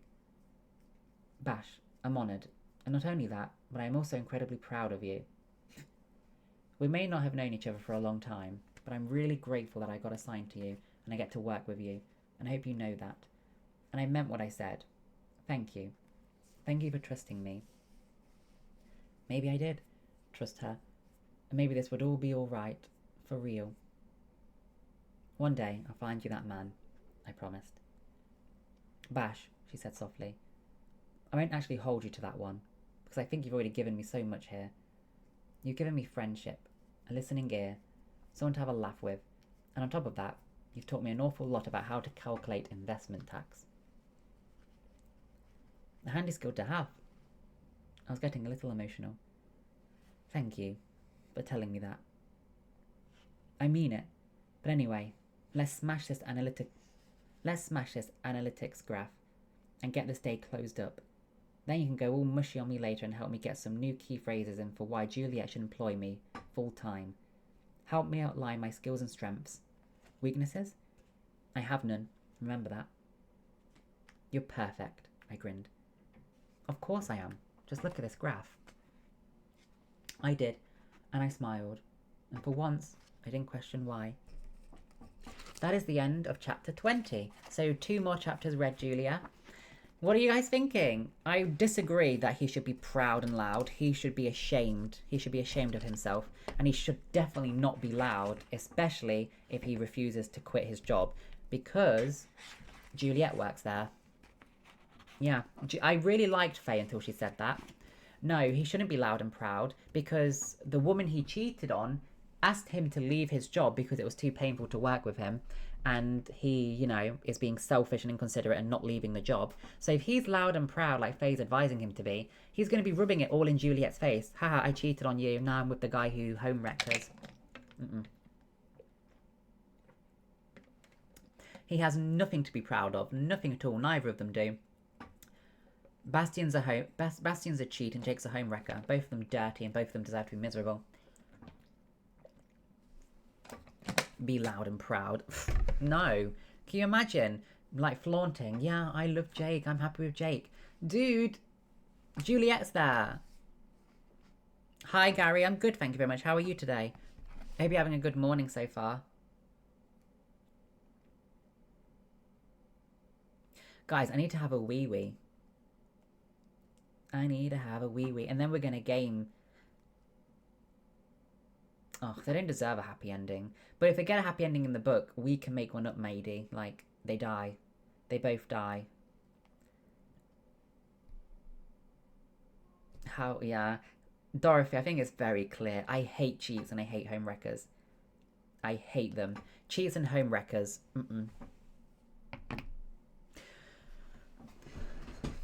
I've already answered that. Yeah, cheats and home wreckers. Then they are scum, I think. In my book, they deserve no respect, no love, no time, no patience. If I was Faye, I would have no respect for Bastian. I'm sorry. But I've been cheated on before, so that's why. I know how it feels to be cheated on, so that's why I have a strong disliking to these characters.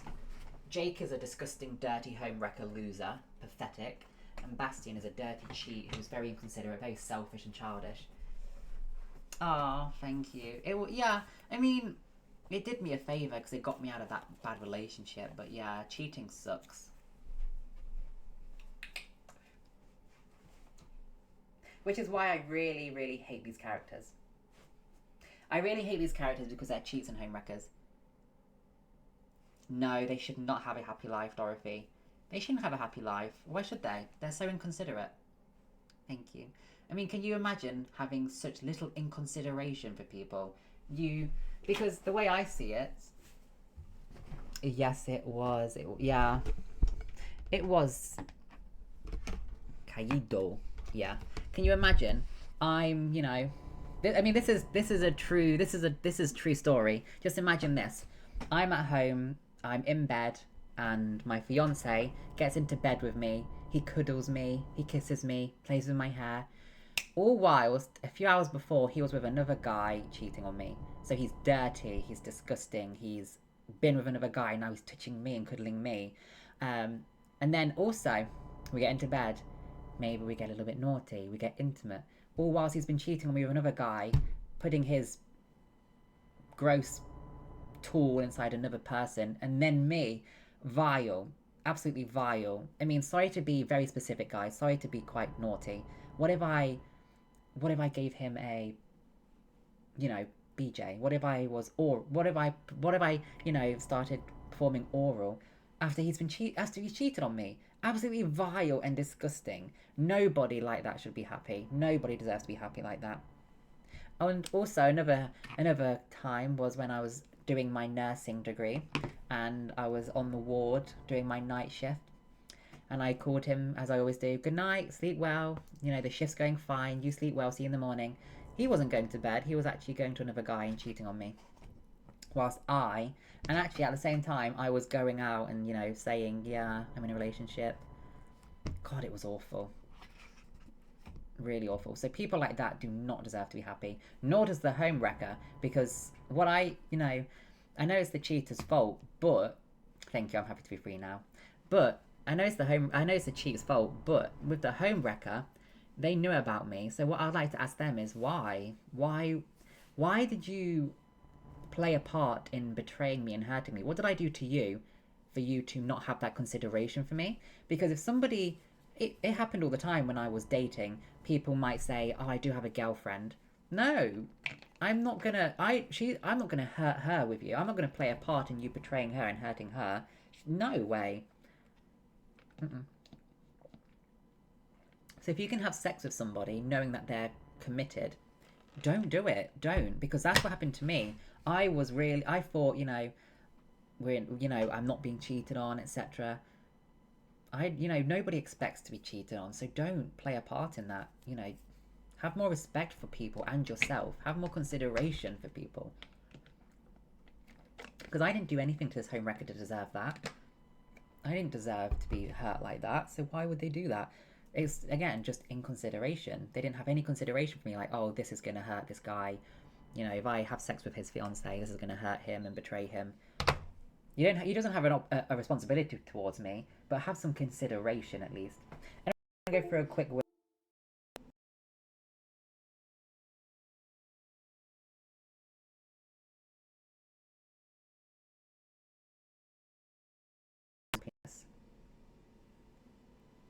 It is. Go pee, girl. Be right back.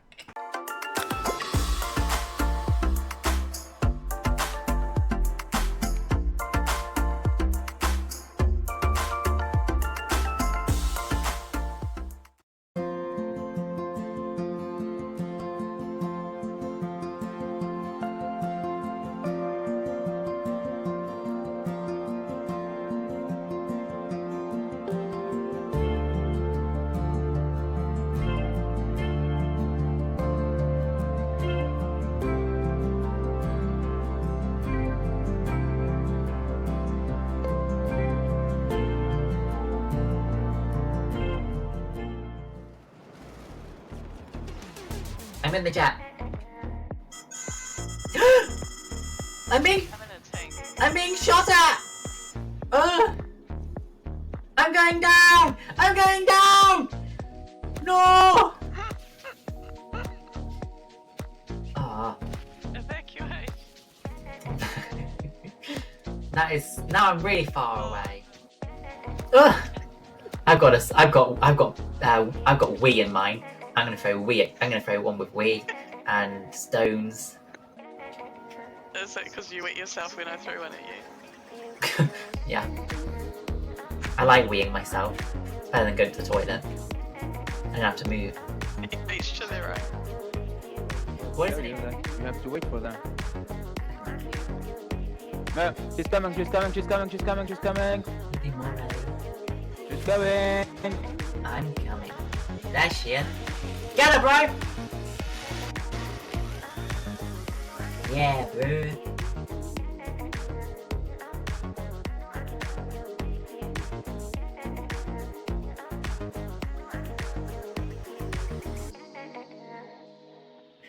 Are you ready? Ready? Come on, we're not that heavy. Come on. Yes, you are.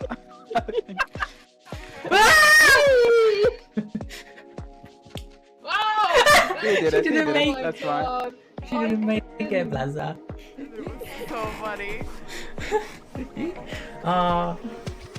Should have got all these on the soundboard. And I do that. I'm from Texas, y'all. Rock, you are scaring them. Am I? Took care of that. You're not allowed to leave. Oh, there's naked women running after me. Help me. We'll back that. Help me. Hello, Dawson, are you here? Shall we do some Dead Rising 2, Dawson? Shall we do some more trophy collecting on Dead Rising 2? I need to actually see what kind of what trophies I need. What are the last trophies I need? Because I don't remember. Yeah, of course, Gary. Of course you can. What do you have to add to it? Mr. Gerber. Gerber. Dawson. Okay, Dawson. Dawson, when it comes to Tape It or Die, I will stop playing, okay? Or, I can do the trophy where I go into every single shop and do the clothing. Yeah. I think I'll do that. Because, what do I need? If you're saying... Oh, thank you, Gary. That's sweet of you. Thank you. It's good to know that there are some good guys, Gary. Yeah, because not everybody's cheat. Not everybody's a cheat or liar or betray people.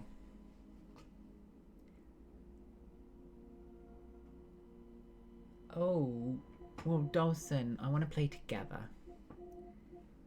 I want to play together, Dawson, so I'm not going to. I'm not going to play without you, Dawson. So I'm going to start in the Royal Flush Plaza and do every single shop and clothing.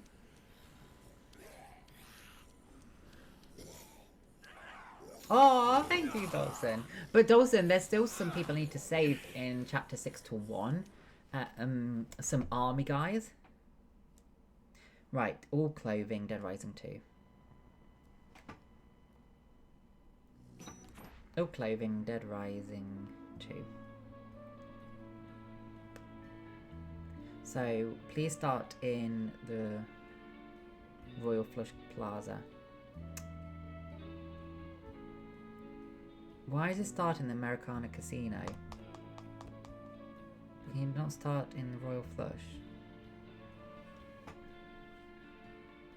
Thank you, Dawson.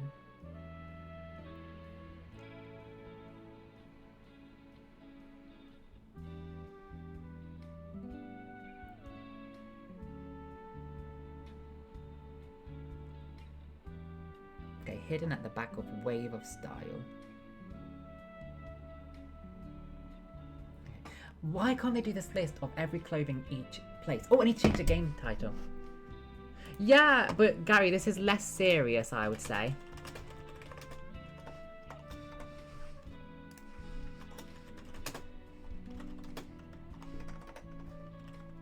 Hi, Maris. How's your morning been? I've just finished reading, and I'm going to do some Dead Rising 2 trophy hunting, and then Dead by Daylight. Right, Royal Flush Plaza. Clothing, Dead Rising 2. Royal Flush Plaza. Where, right, what clothing can we find in here?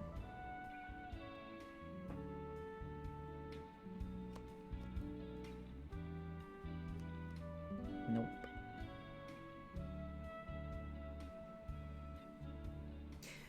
I want a list of, okay.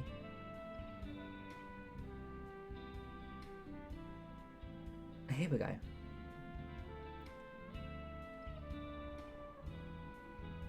Dead Rising, no. Dead Rising 2 clothing.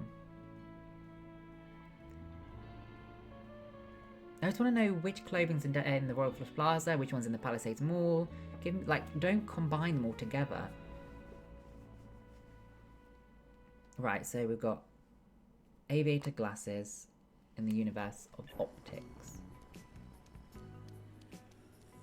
Let's start downstairs.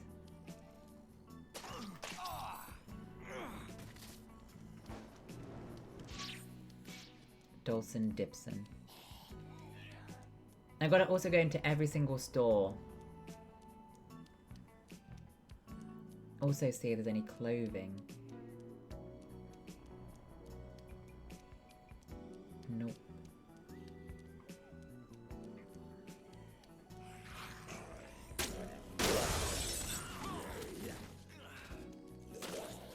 Get off.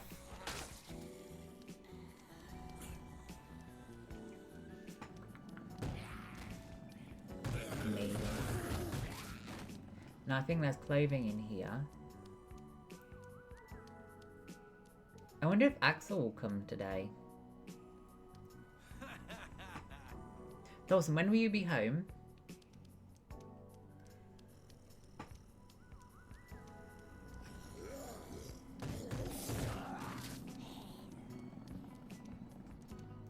I don't know if there's clothing in here.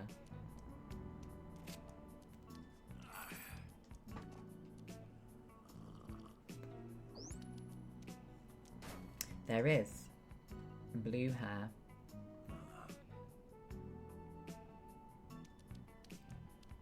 Full beard. Ooh. Nice. Okay, Dawson, I'll be here. So you can play when you get back. He's working on his edits, isn't he? He takes his edits seriously. And I think there was clothing in here.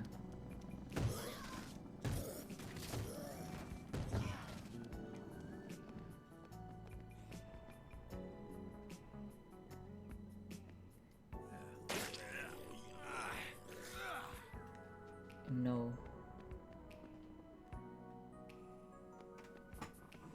I'm trying to get all the clothing trophy now, guys. I've got to try on every single piece of clothing in the game.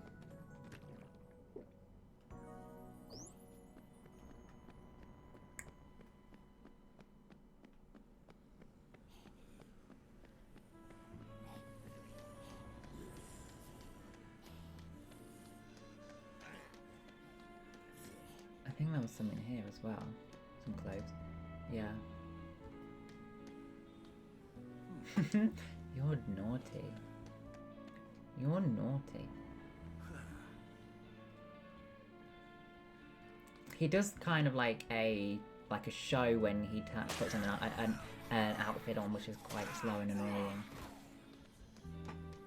You know you're naughty, Gary.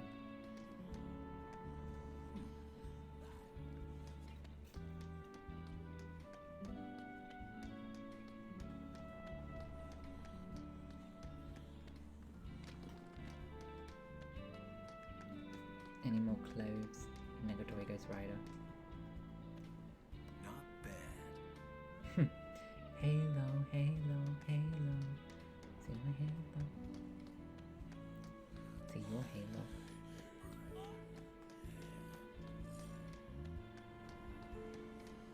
I've been in there.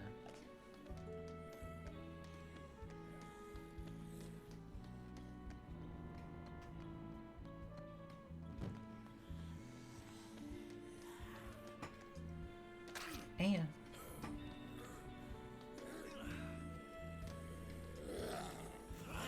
Hat racks. Ah, amazing! Thank you, Maris. There's no rush. I'm gonna finish the book on Tuesday. I'll finish the book by Tuesday.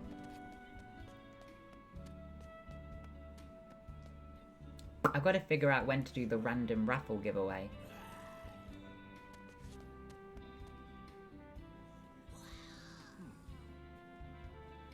Oh, I did that one already.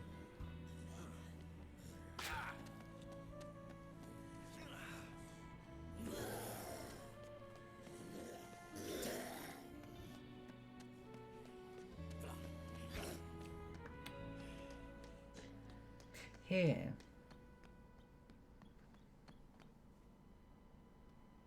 Oh my god, what's the news, Gary? Smooth. What news do you have? Yeah, smooth. Dawson, can you do a quick Google search for me, Dawson? There's not a certain mission that I have to do in order to get this trophy, right? Is there a certain trophy I have to do? Is there a certain mission, Dawson, that comes with this? You know, maybe like there's a certain case I've got to do. And there might be a certain case I've got to do, Dawson.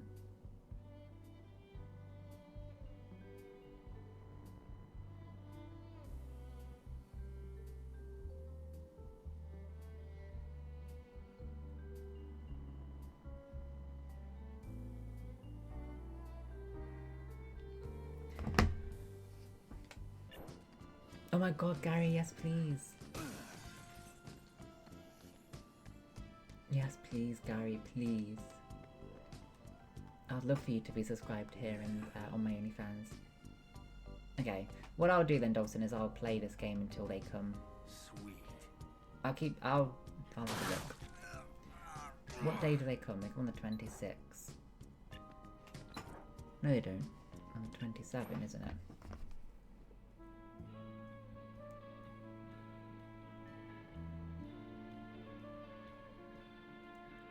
Tape It or Die, Dead Rising 2. What time do they come?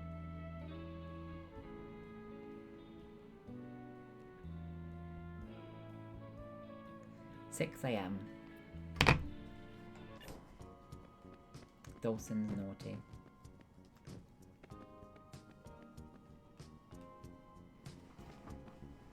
Dawson's naughty.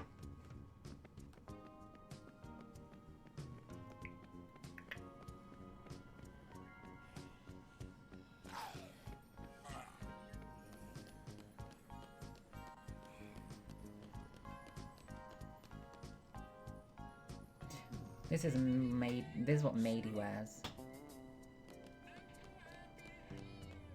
Gary Gerber.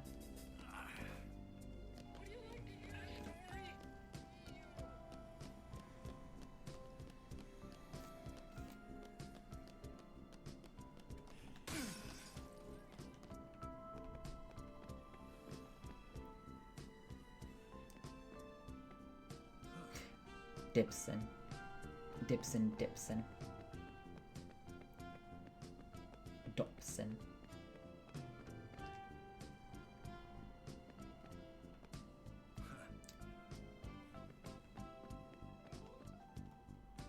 Oh, he's in pajamas. Look at that nose.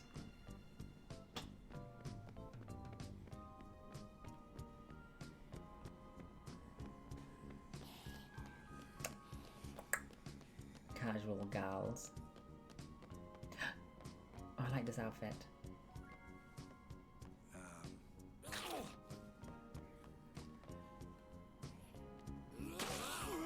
Get off, get off.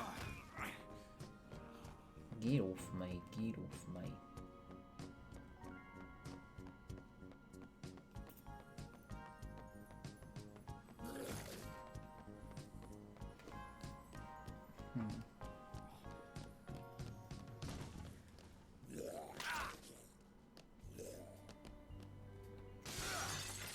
I've almost finished the game, Gary, actually. When I finish the game, I'm not going to play this anymore. So maybe I can teach you Dead by Daylight. Although I'm not sure if that's your type of game. I don't want it to scare you. What about Dead by Daylight?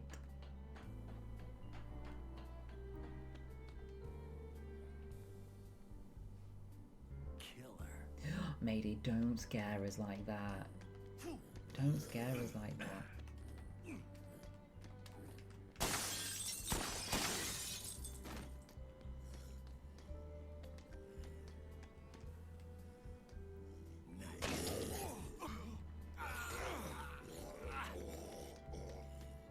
Delson. Demson.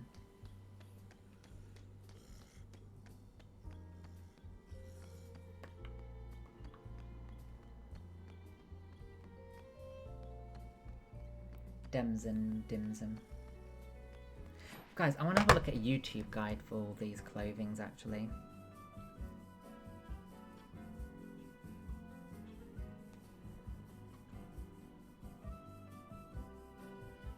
All clothing, Dead Rising 2. Because then this should start in the Royal Flush Plaza.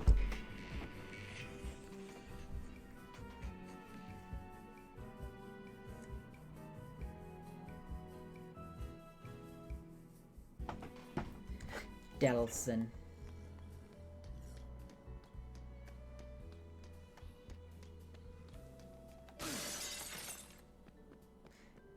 The shoehorn. I think I've been in here.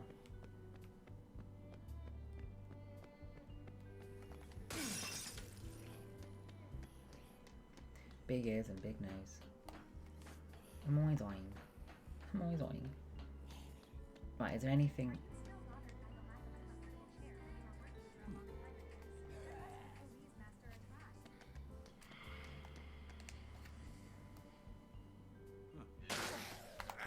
me. Nimi, grey hair. I did the grey hair, didn't I?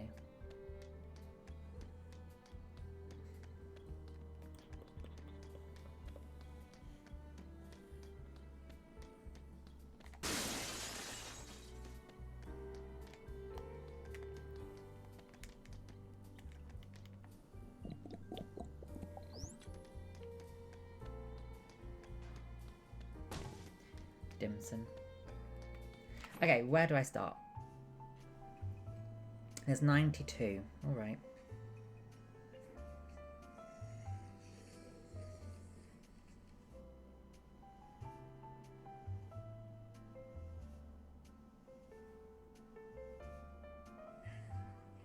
Yep, done that one.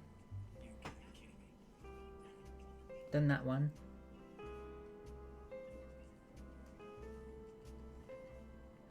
Did that one.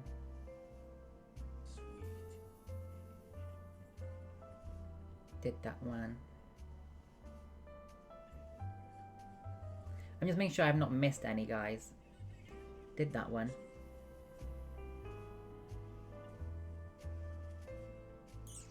I did that one, I think. There's 3 in here.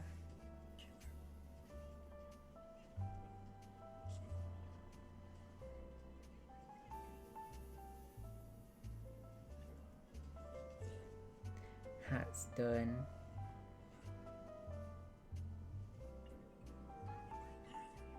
There should be 2 in here.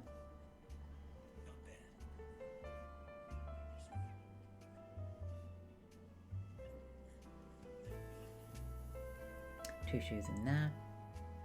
Guys, I'm just looking at this guide, make sure I'm getting all these. Oh, I didn't get anything. Yeah, I did. And you can put that hat on as well. And the yellow shoes. Wave of Stars, is this their coloured hair? Yeah, blue hair. Full beard. Thank you.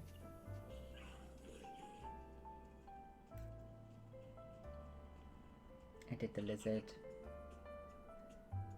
Upstairs, yes. Grey hair, pink hair. Albert's apparel. In Albert's apparel, there's 1, 2.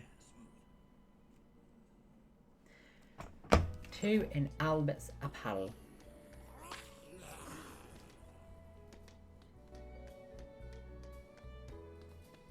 I keep picking up these coffee cream as well because they give me loads of health.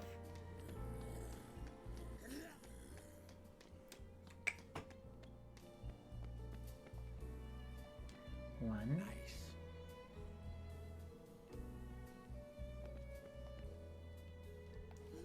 Oh, get off me.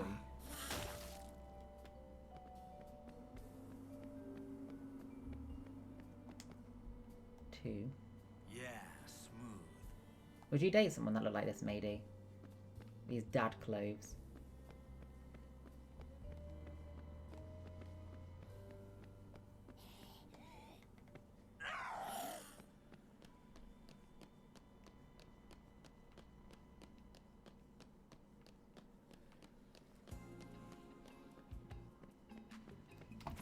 Wait, what's that next one? In Children's Castle.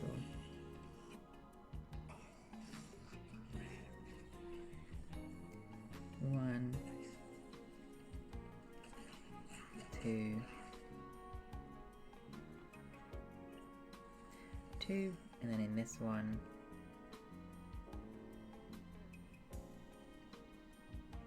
2, 3, 4, 5, 6. That's true, you could get them new clothes, yes.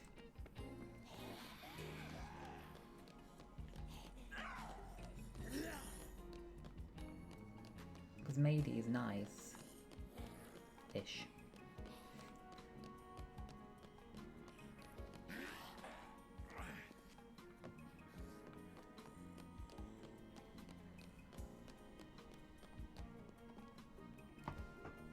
Hi, Isidore. He's an Isidore.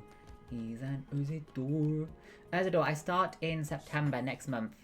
I'm not started yet, Mr. Isidore.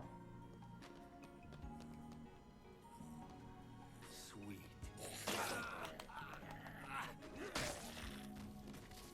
We should all play a game asking Mady, do you like me, Mady? And then she'll answer honestly if she likes you or not. Like, Mady, do you like me?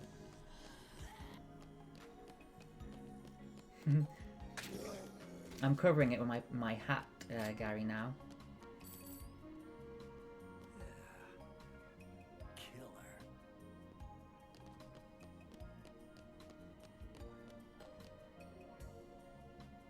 Ew.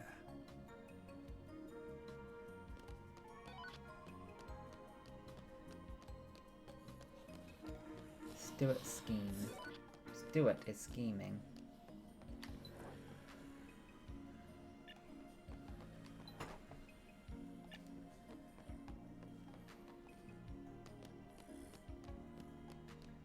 Yeah.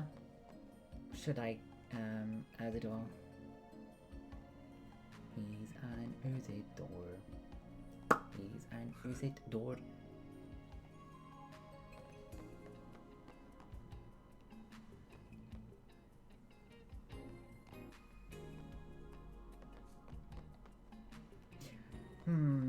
I like this one more.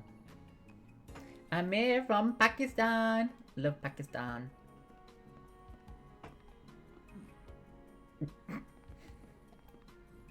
You're funny. You're funny, Gaba.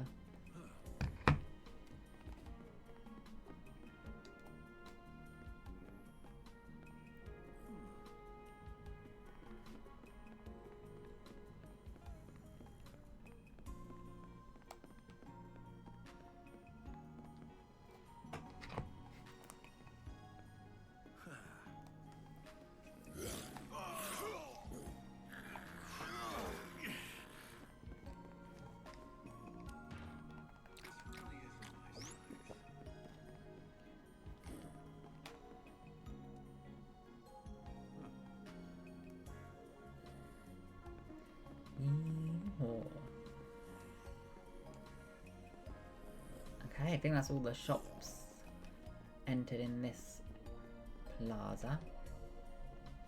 If you say so.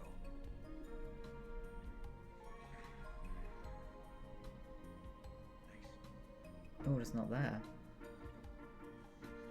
Oh, and there's someone here.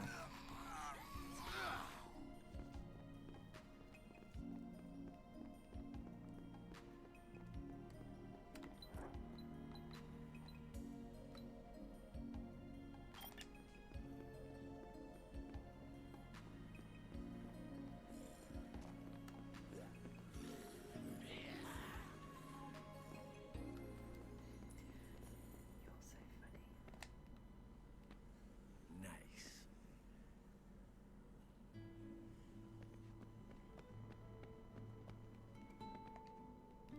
Oh, I've already tried this on.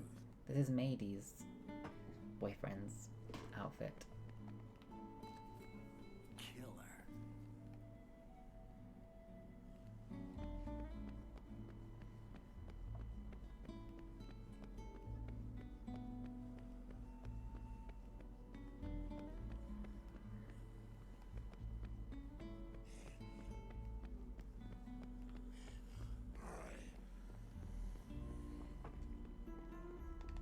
Okay, the suit or the tuxedo? The suit or the tuxedo? Thank you. You can have him with this tuxedo then.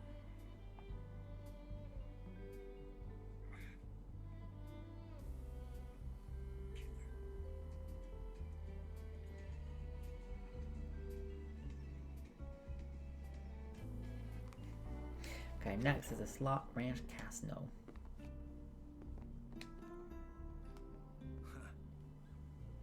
Sweet. I bet you'll look nice in one guy there.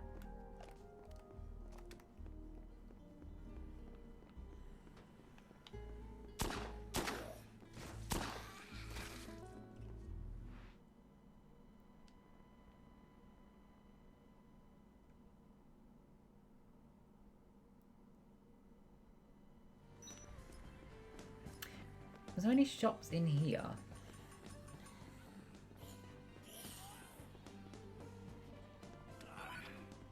Matey, what's the temperature? Why is it so cold?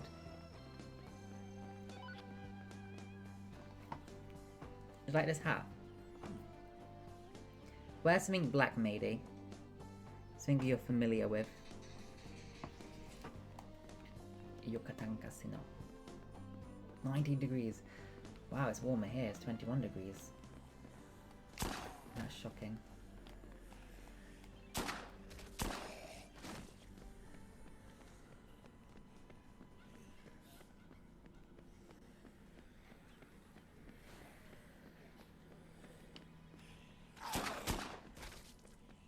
Mega.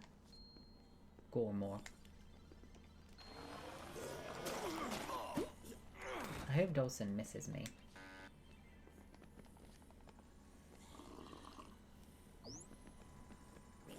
I hope you miss me, Dawson.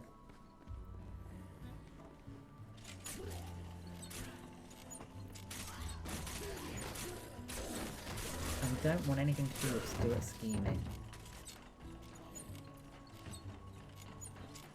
Gary, do you miss me? Gary, my next stream is going to be next week on Monday now. What colour did you try?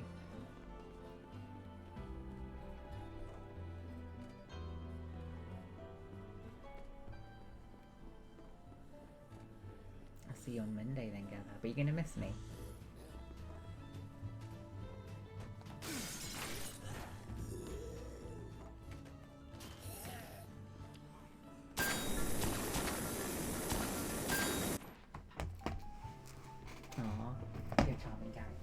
See if that's autumn. Hello? Oh, hello. 1 second, guys. 1 second. I'm coming down.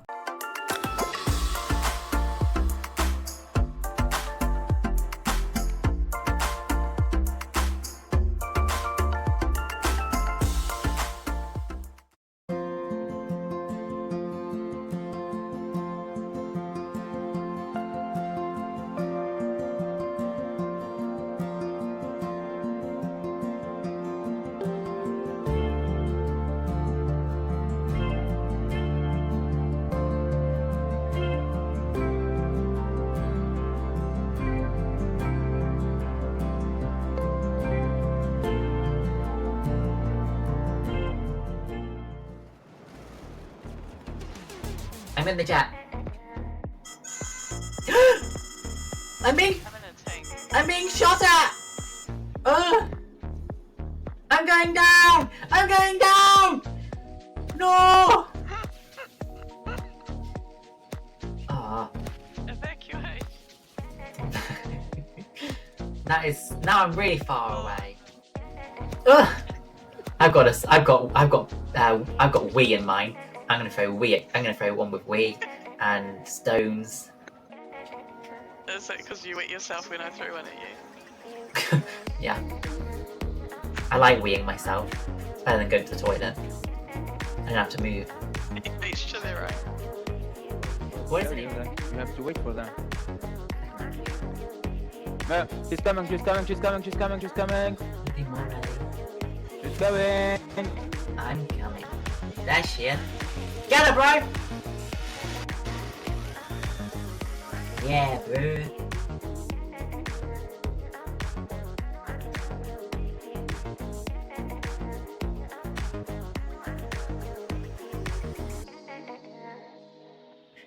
Are you ready? Ready? Come on, we're not that heavy. Come on. Yes, you are.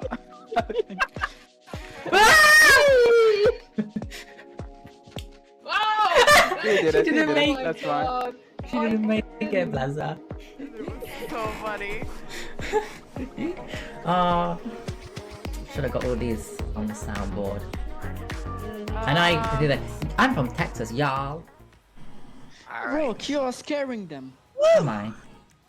Took care of that. You're not allowed to leave. Oh, there's naked women running after me. Ew, help me. Cool backpack. Help me. The ladies attacked you. The naked woman attacked me. What? They are trying to don't convert say. you back to straightness. Are you? Straightism. Oh, you're playing at the strip club. You're playing Lord, at the close playing. your eye. Don't look.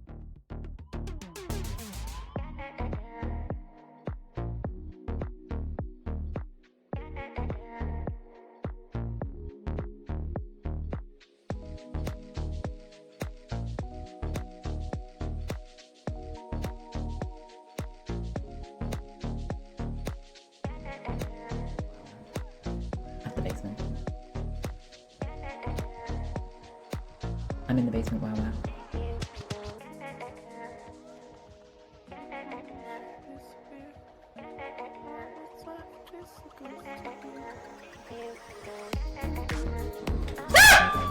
Sorry. Oh god, he looks scary. He looks like a Scooby-Doo monster. Cinnamon bun time! You can put cinnamon on my bun. No way! What? No! What? This is naughty! This is naughty! Had no cinnamon buns. Gave you cookies to apologise. That's sweet. That's sweet that they gave me cookies to apologise. No cinnamon bun! Freedom! All together now. Freedom! Freedom! You gotta screech it. Linda, Quick, what did you Lord, have be for as dinner? selfish as possible. Oh. My. Quick, someone clip that. No, no. Got you, boo. Thank you, thank you.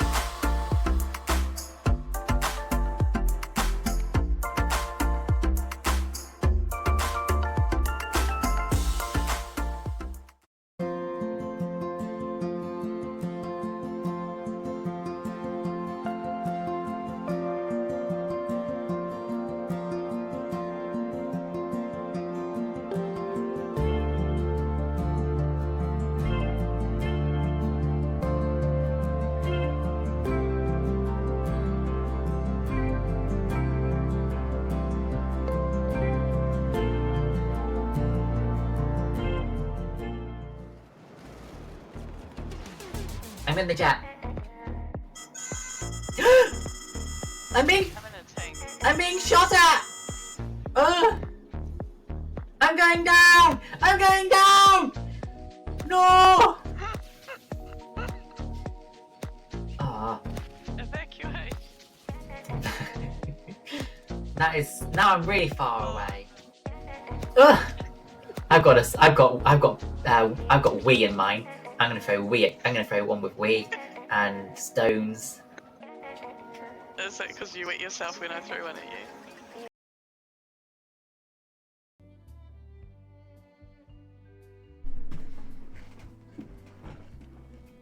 Hi, matey.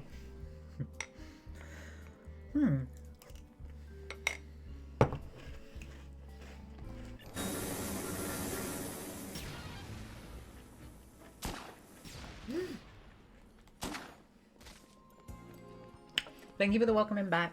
Hi guys. I got myself some cereal as well because I'm hungry. I haven't eaten yet. Yep, matey, I'm relaying a message. Wow, that's what was said to me. Hello, matey. I'm relaying it to you. I'll go down and take it back then. I'll say no hi from matey. What's everybody having for dinner, by the way? We gotta go to the shop to get some dinner. We don't know what to do though. Well, no, mate, I take it back now.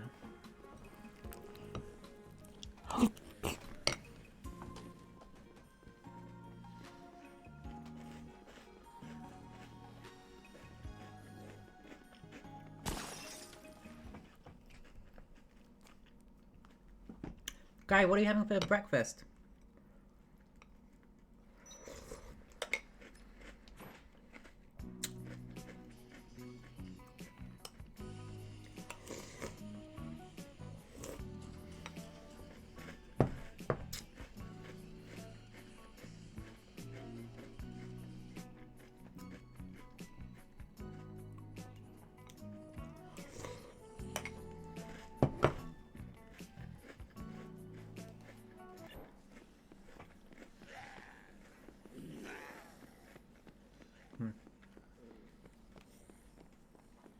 Okay, matey. I won't take it back. Is that all you eat, Gary? No lunch? You must be so hungry.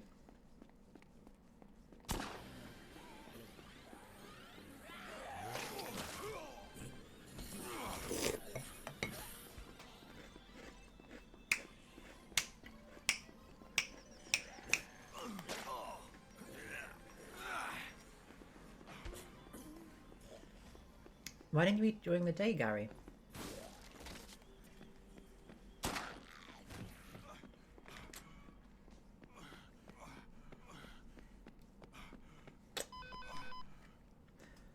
Not bad.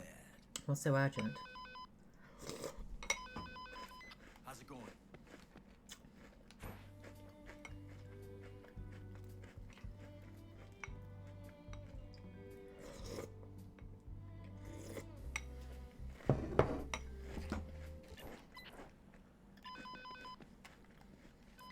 Sorry, had my hands full.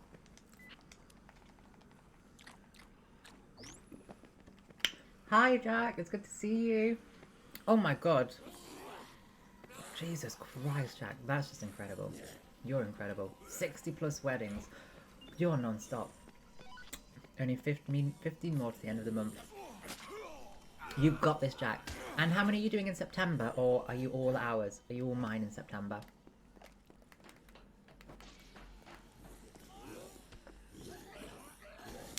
It's always good to see you, Mr. Jack. Yeah.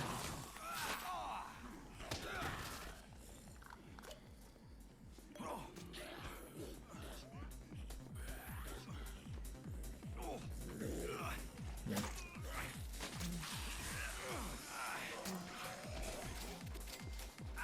Maybe, maybe. Maybe, maybe, maybe.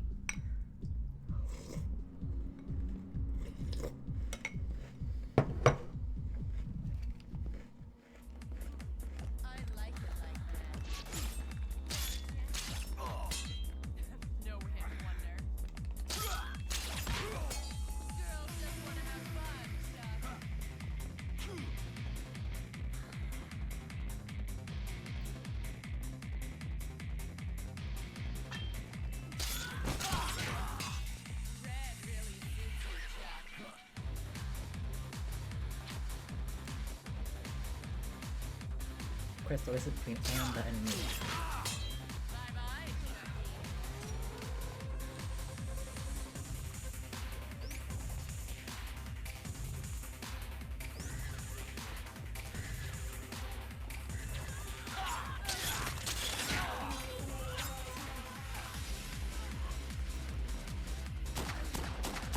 Yes, she's there.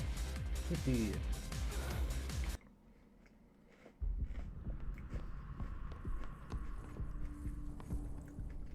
What have you done? She was my other half. But you'll pay. You will never get out of here alive, Chuck. We promise you that. All of us.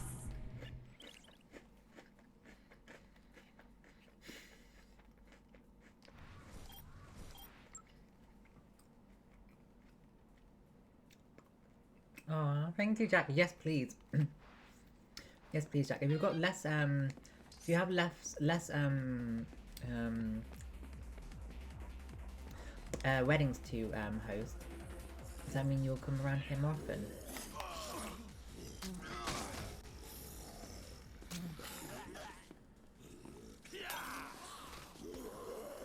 Привет, Alicia. Привет. Как дела?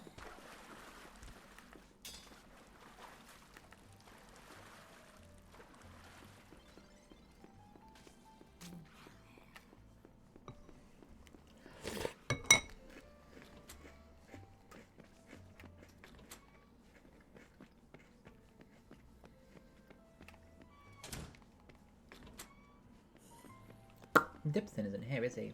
Dibson, Dawson. Dibson, Dawson, Dobson.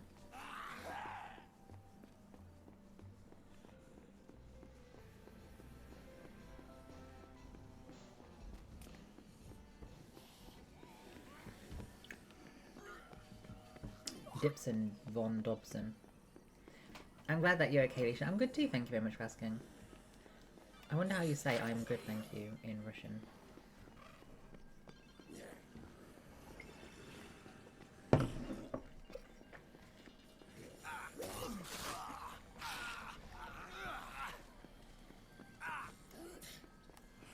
Then I'll very much look forward to seeing more of you, Jack. Very much looking forward to it.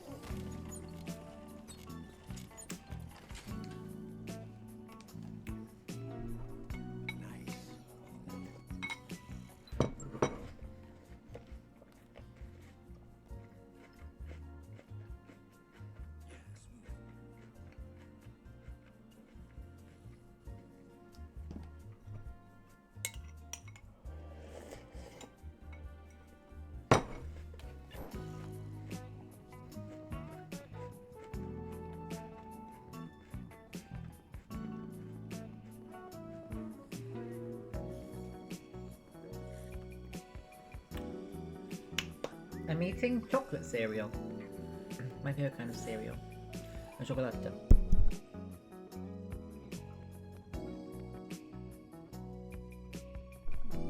Mohawk hair. I like Jeepers Creeper hair. I wonder if there's Jeepers Creeper hair.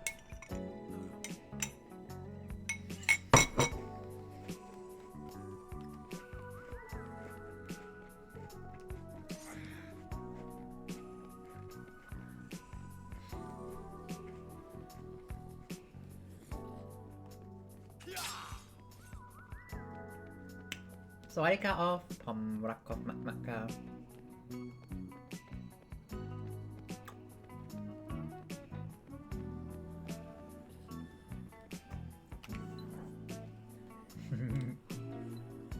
Oh, thank you, Carrie Gabba.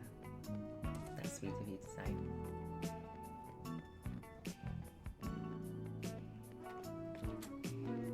Grey hair. Maddie, you know what's worse than being bold? Being bold with grey boldness. I'm joking.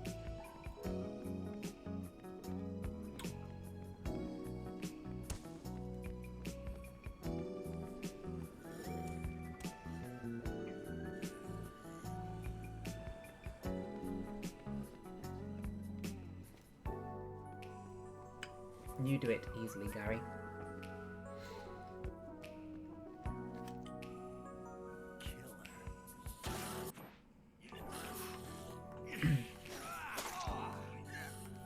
Oh, Maddie, you're gonna like this one.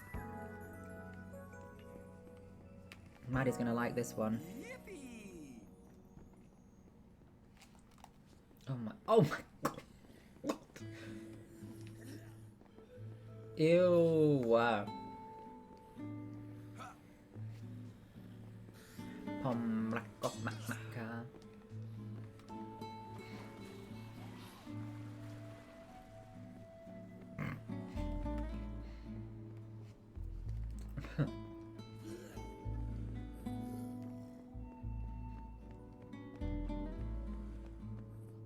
Oh, do you think I should get an outfit like this?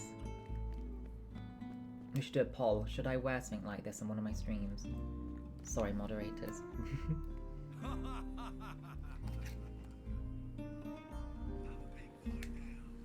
This feels funny.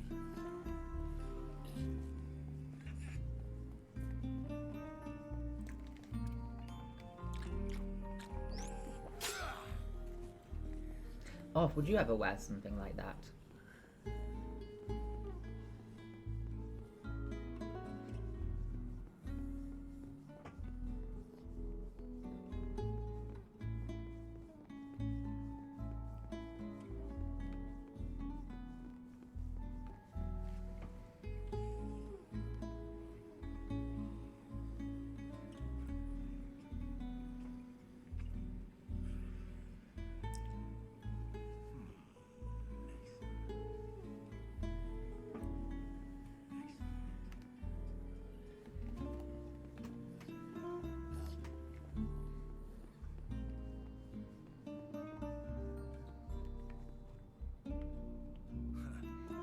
can see his belly. Yeah, smooth. I don't know. Rocket glasses for Mealy's husband. I don't think I have an outfit like that off, but I can find one. Maybe a pink one. What do you think of?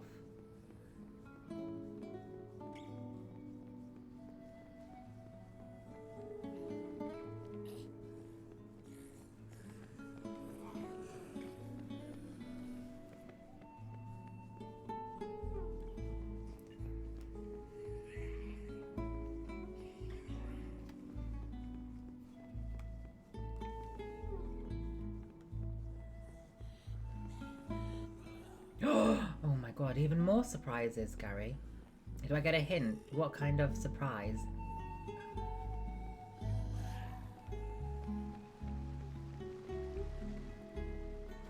Off? Would you wear one? Should I wear a pink one off?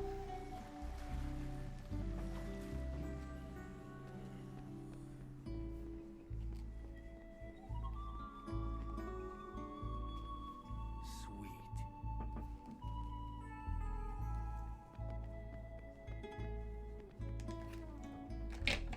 That's true, Gerda. Do I get a hint, Gary?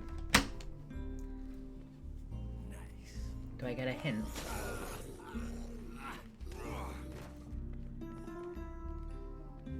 Killer.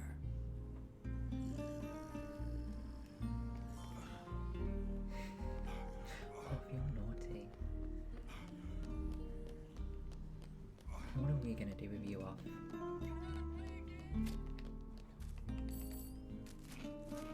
Chocolate. Sweet.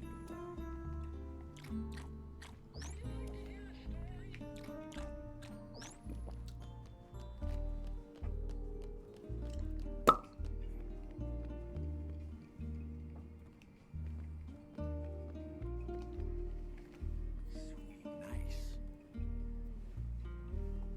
I love surprises, Gary, yes. Definitely.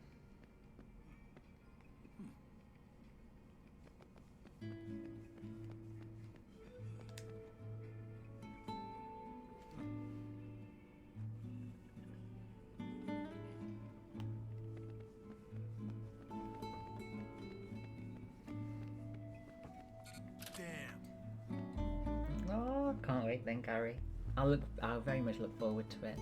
Please don't forget. I'll very much look forward to it.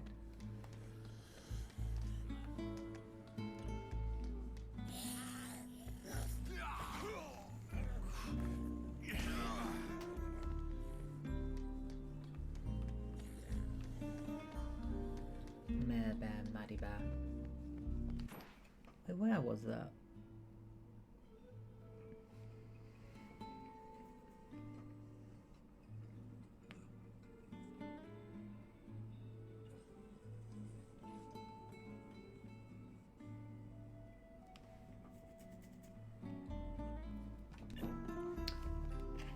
Where are we?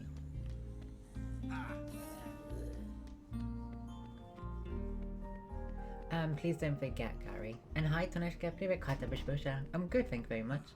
I'm in a good mood. I've just had my cereal, so I'm very full now. But I'm in a good mood. How are you? Maybe you're not too sick anymore, Tanishka. Oh my god. Off, I'll have to wear it then. I'll have to look online for one off. You can help me look online for one if you like. Or maybe I wear something like that off instead.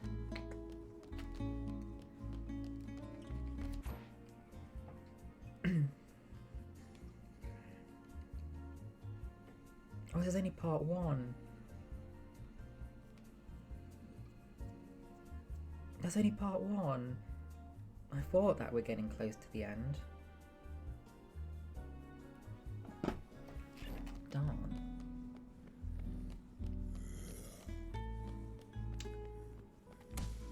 We'll see about that, maybe. Oh, yes, please, Gerda.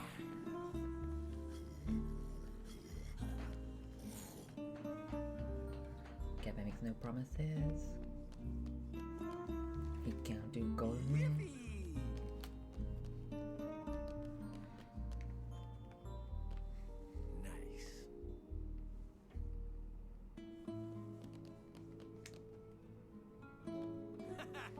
I miss you, Tanishka, too. Are you fully healthy now? Not sick any longer?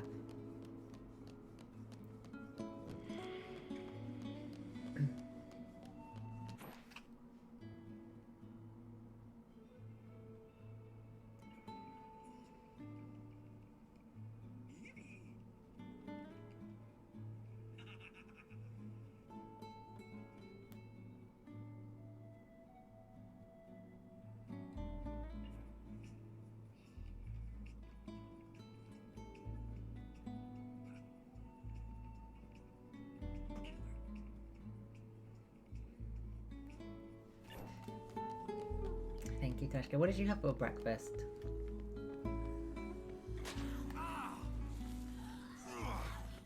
Garrett, hello. I was actually just thinking about you, Garrett, wondering when you're going to make your appearance. I'm good, thank you very much, mister. How are you? You feeling good today? Have you had your coffee? And get used to your daily appearance, Garrett. Yes, please. This really isn't my size.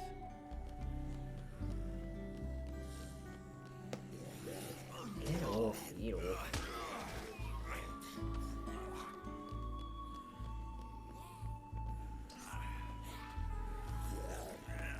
What kind of coffee do you like, Garrett?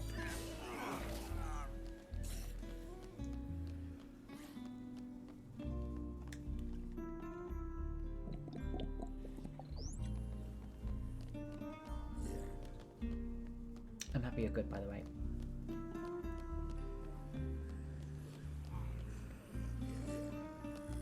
Tanishka, what plans do you have for the weekend? I really hope you can relax and rest.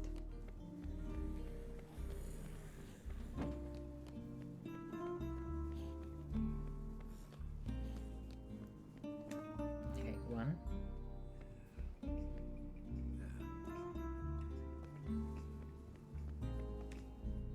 2.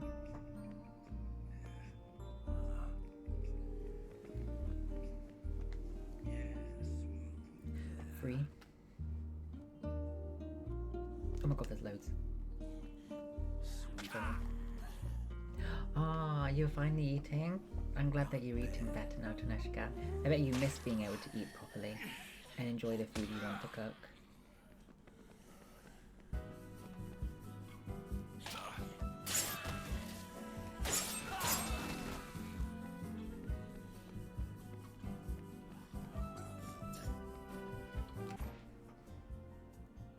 Cinnamon dose coffee. Do you like iced coffee, Garrett? Because that's my favourite type of coffee.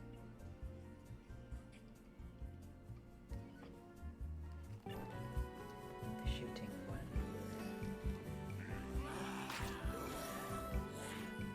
Guys, Dawson is naughty.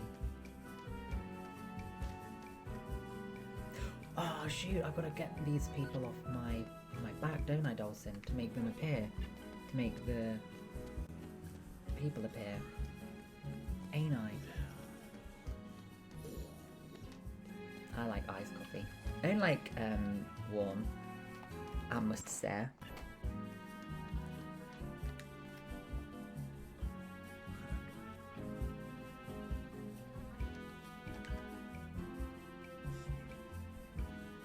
Yeah, smooth. Sweet.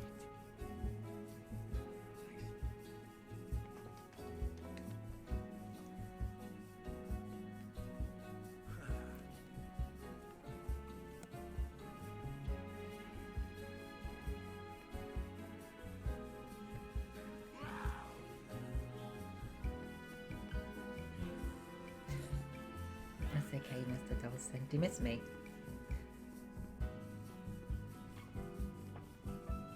Dawson, can you play?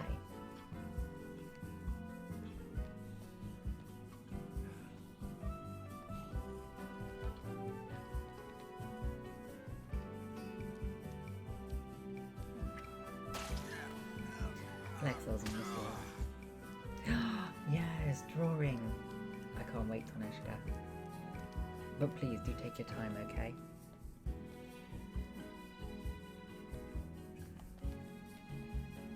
It'll be worth the wait. Yes. Sir, Dawson, sir.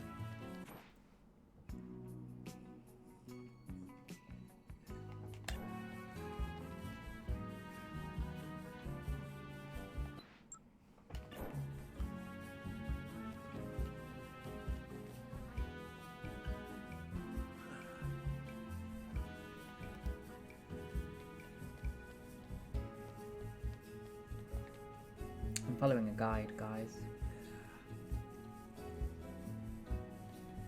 Aww. I hope that's not too annoying for Mr. Dolce & Gabbana.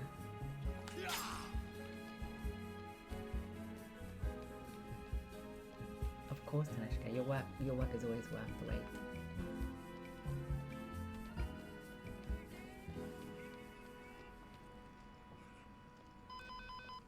Where's that from? Hello.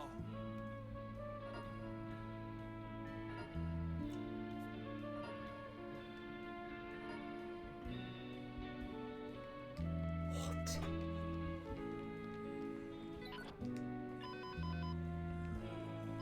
What? What? Dawson, why?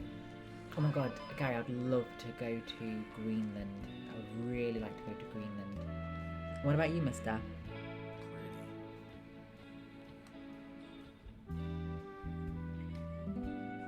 Dawson, why did they turn on me? Hi.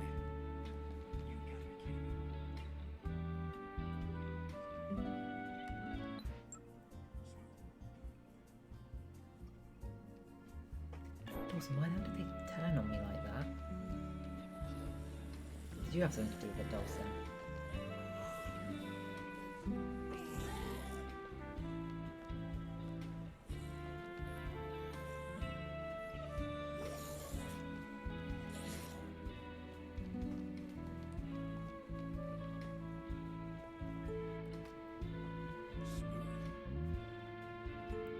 Oh my god, France is beautiful, and Hawaii is. I've been to Hawaii. Both of them are beautiful. I prefer France. Why did they turn on me like that? Matey, what lies were you spreading?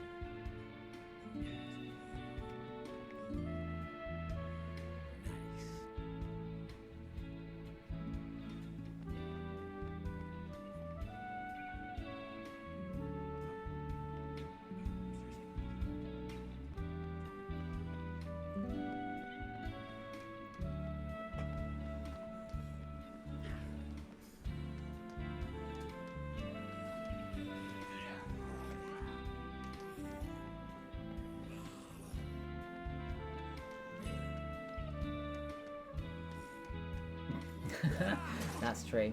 What do you mean? Everything I say is a lie. Funny. Very true.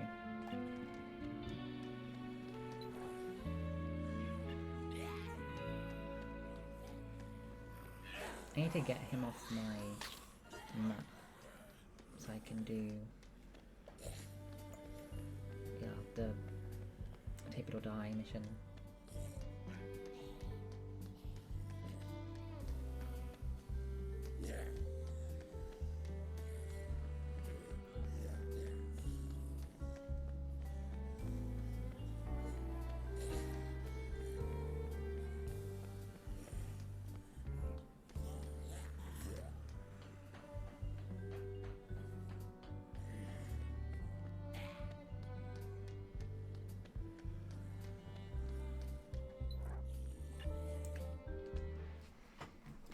Off.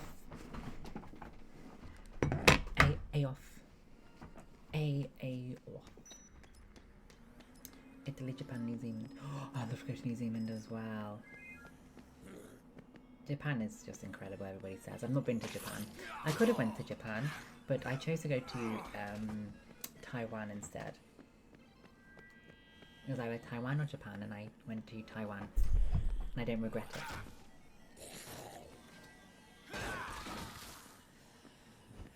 I'd also like to go to Hong Kong. Hong Kong.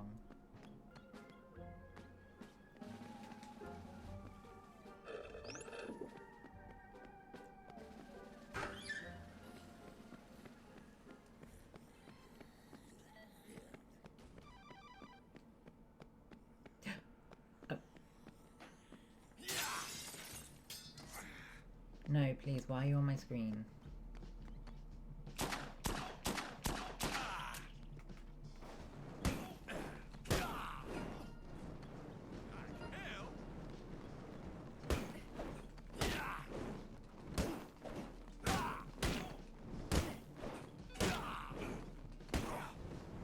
Guys, stop it. Stop being on my screen.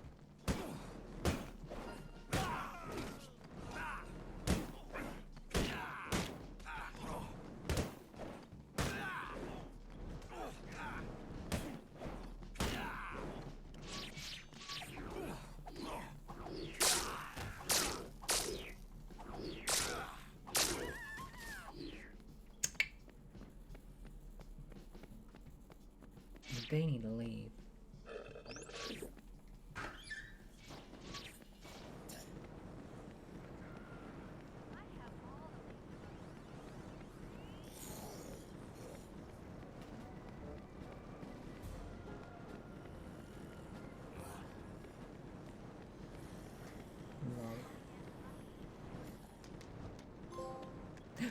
Window shopper. It's all the stores in the game. Oh, I did it. Yes, nice. Enter all the stores in the game. Yes. That's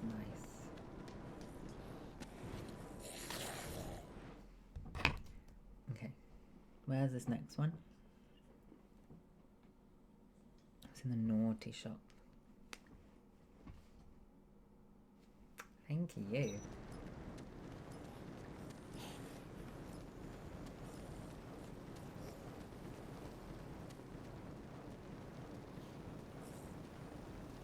Thank you. GJ, good job.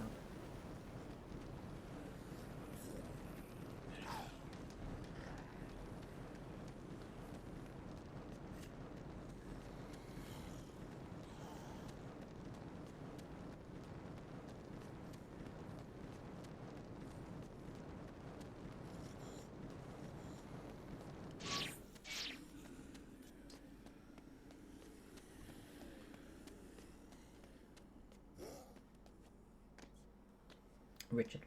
Richard. Richard. Richard.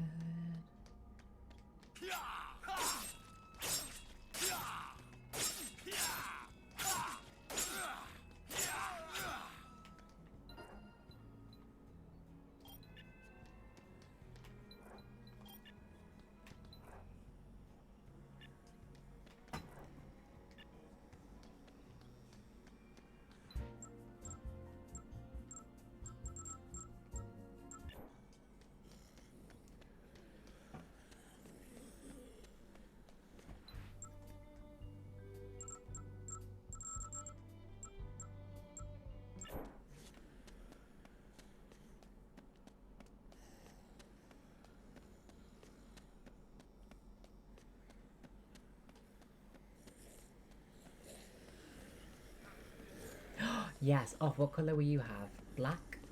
I wear pink and you wear black? I'm going to have a movie night tonight, Kanishka, with my siblings. Maybe go to the cinema tomorrow to watch Weapons.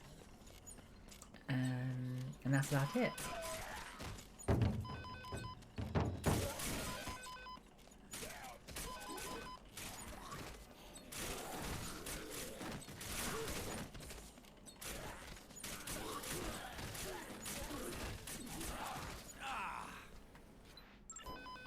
Got any updates? Oh yeah, I got some Gombrax. Me too. Thank you. I love it.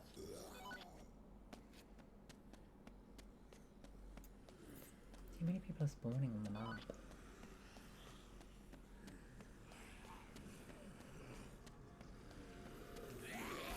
I think we'll be good at our, we'll look good. Good matching.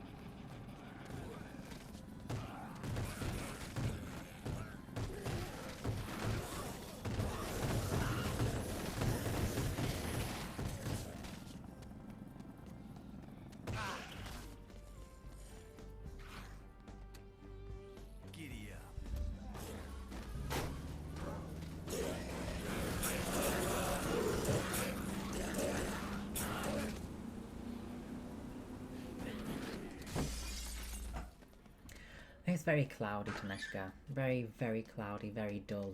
Just like always, which is a shame. Smooth.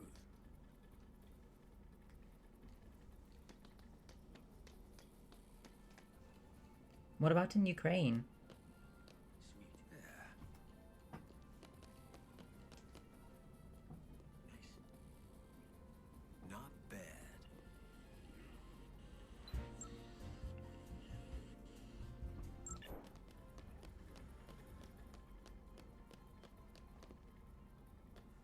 Sweet. What's that in Celsius, Gary? If you can do a conversion.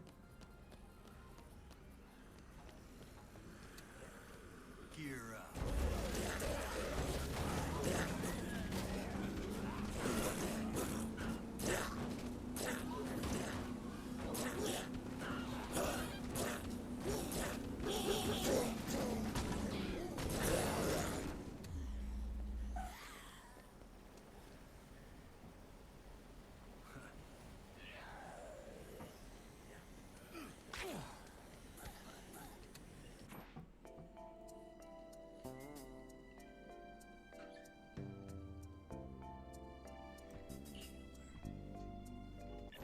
Slick.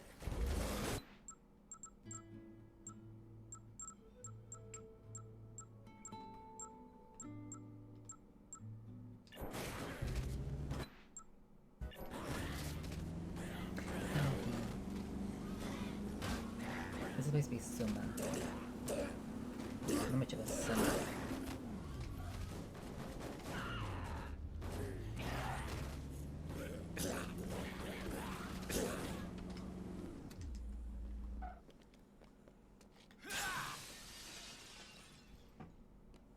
Smooth.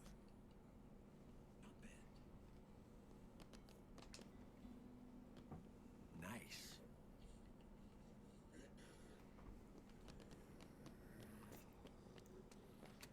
Guys, I'm looking at this guide, by the way. That's why I'm looking down.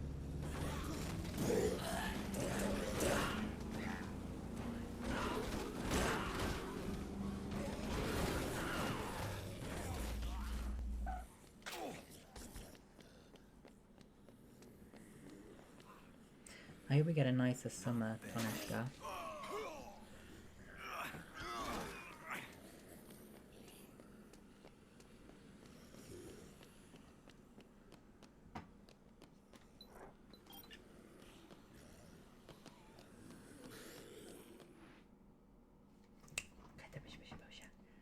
It's very cloudy here, Offal. But can we still wear those outfits, Offal?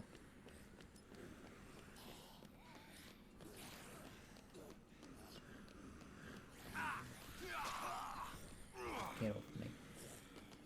Get off me.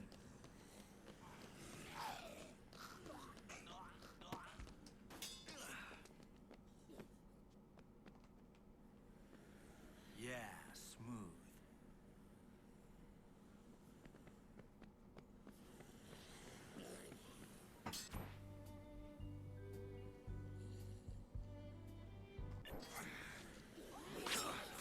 Hey.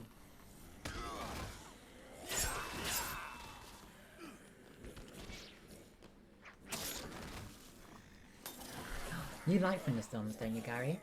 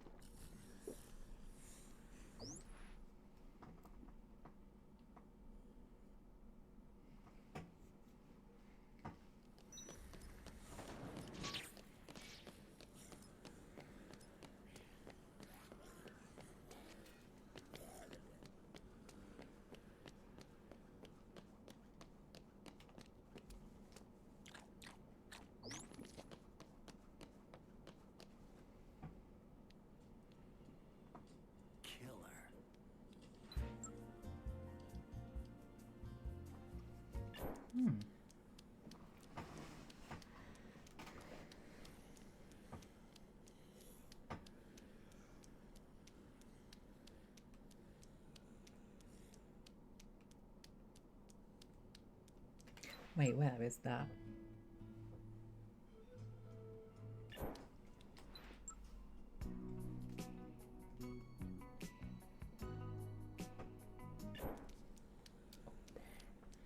Up there. Off, you can come into a... I'll order some spiders then, Off, and you can get into this. You can get into the thing that brings the spiders here, okay? The packaging that brings the spiders. Deal?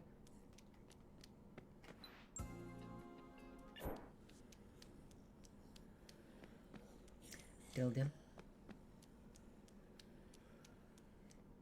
You're naughty.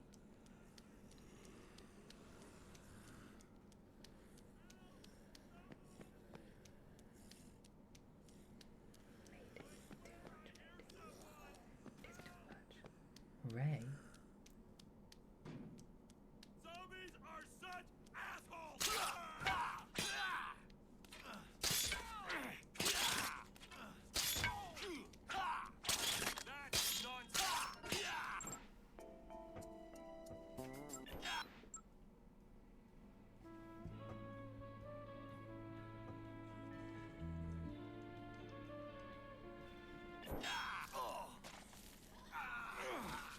Off as a spy. Smooth.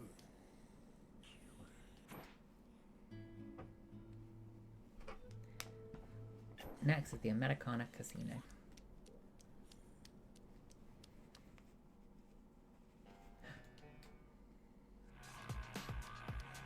See more books.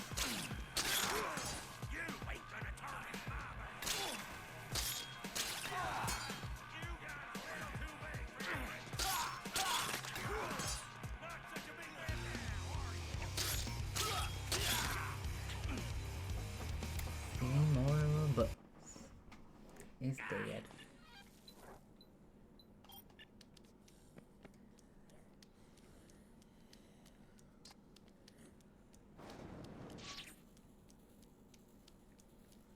Off, you're naughty.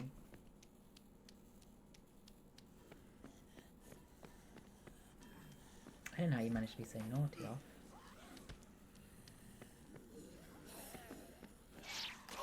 Right.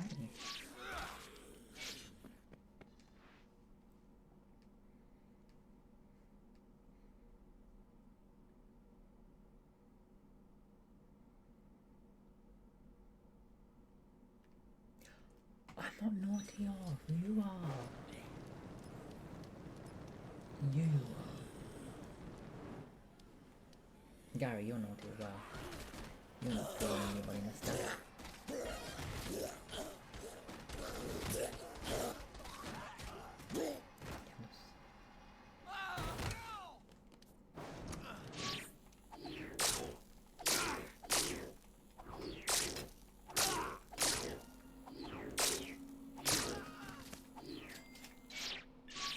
What's with all these people on the map? They have to die so I can go do the secret mission.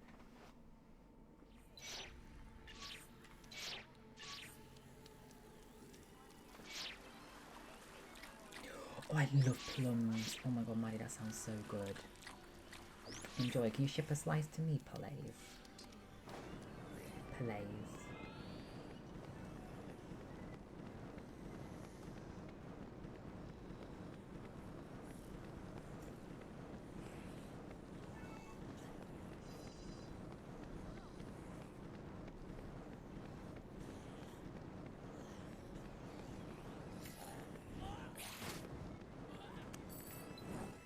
Thank you.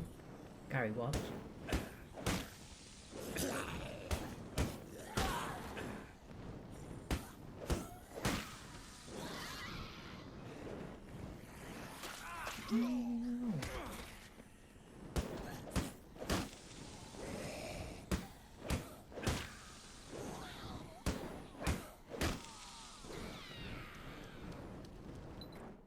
Oh, grandma's love. Plums are amazing. Plums are underrated, I think.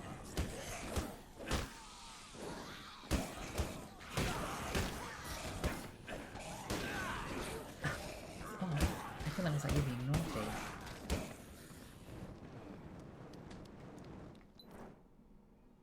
Dawson. It's now 6 a.m.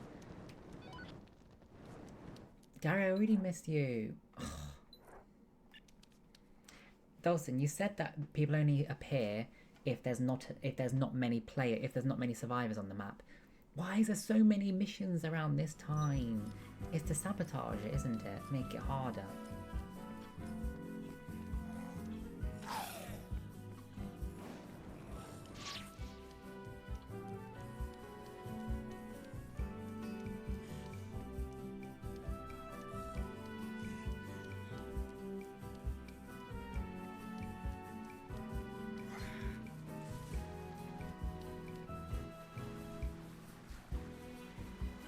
Yes, please. Let's go together, Gary.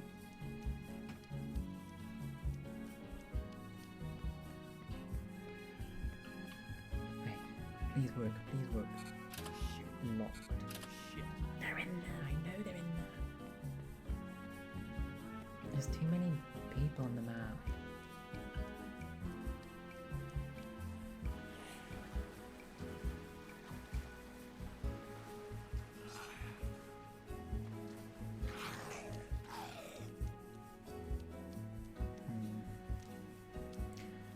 Dawson, Northman.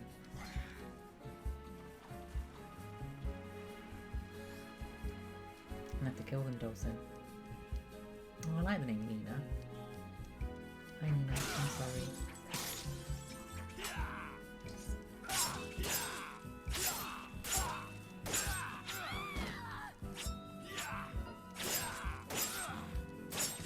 I'm sorry, Cora. I'm sorry so much.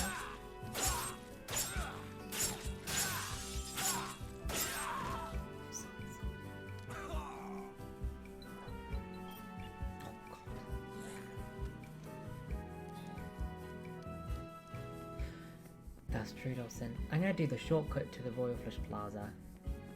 No! Dawson! I'm in! I'm in! What's this? What's this? Who's this? Dawson, I'm in. Dawson. Okay. Where's the outfits, Dawson? Huh?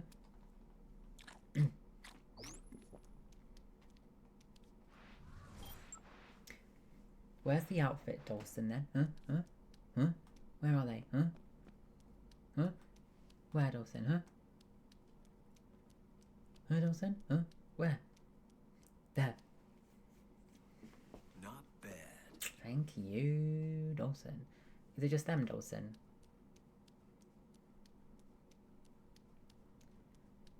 Is it just that? Thank you, Gabba.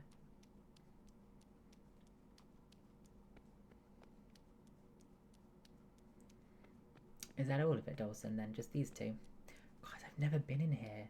Thank you for confirming, Dawson.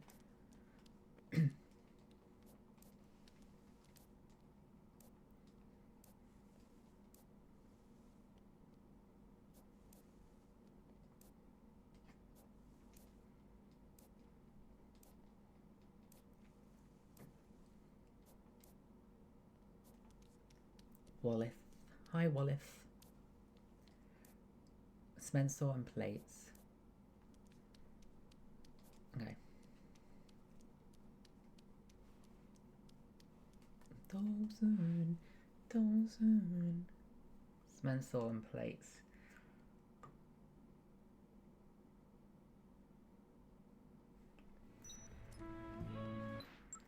South Plaza.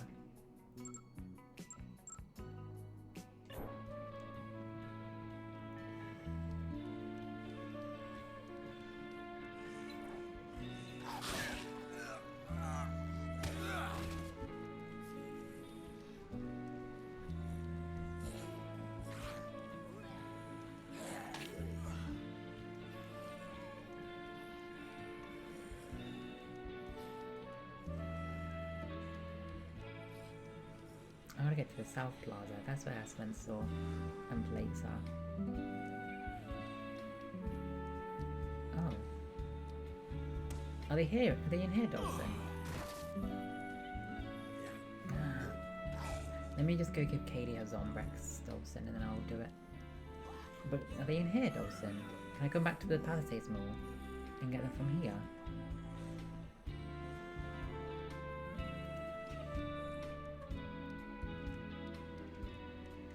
Brand new. Oh.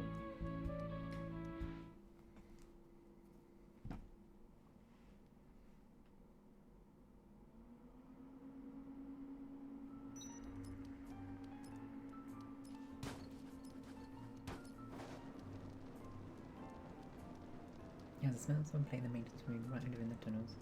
Thank you, Dawson. I'll just give Katie her zombregs. How's Katie doing?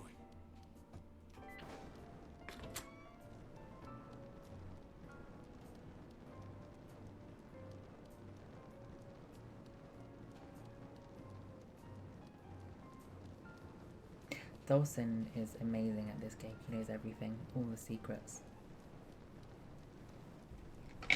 Isn't that right, Dibson?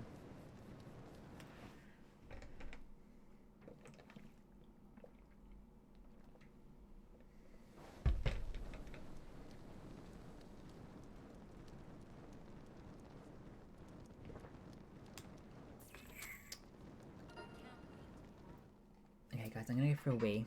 I need to just have a quick wee, so be right back.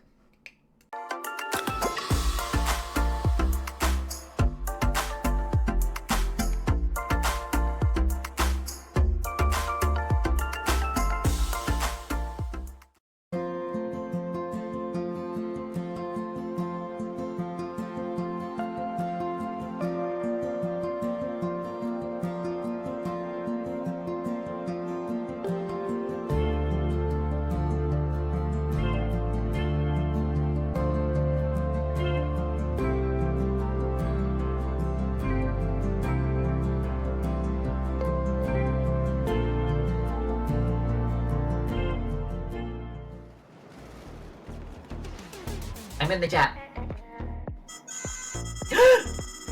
I'm being shot at! I'm going down! I'm going down! No! Ah. Evacuate. That is, now I'm really far away. Ugh! I've got wee in mine. I'm gonna throw wee. I'm gonna throw one with wee and stones. Is it because you wet yourself when I threw one at you? Yeah. I like weeing myself. Better than going to the toilet. I don't have to move. Each to their own. What is There it? you go, then. You have to wait for them. No, she's coming, she's coming, she's coming, she's coming, she's coming. Be more ready. She's coming. I'm coming. There she is. Get her, bro! Yeah, bro.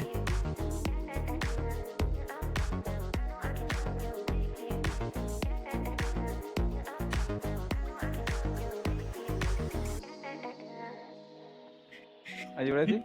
Ready? Come on, we're not that heavy. Come on. Yes, you are.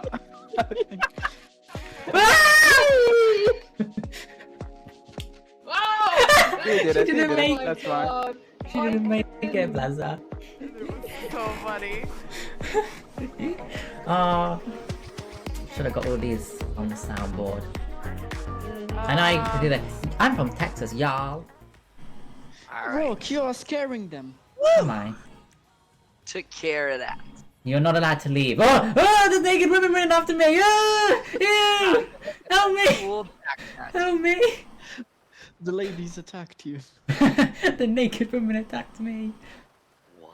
They are trying to touch convert me. you back to straightness. Are you? Straightism. Oh, you're playing at the strip club. You're playing at Gordon, the... close playing. your eyes. Don't look.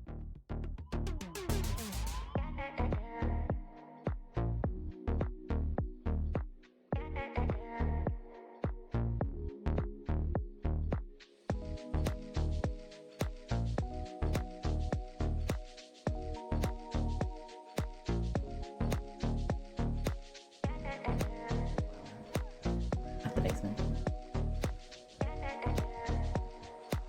I'm in the basement where I'm at. Hi Diamonds, I'm back. Let's get playing. Dawson, do you want to join me? You don't have to, Dawson, because I'm not going to be much longer. I'm literally going to go take the weapons to them that they've asked for, then get the last remaining clothes to try on to get that trophy, and then I'm going to switch to by daylight. Young blood Dawson. Stuart has defected. You.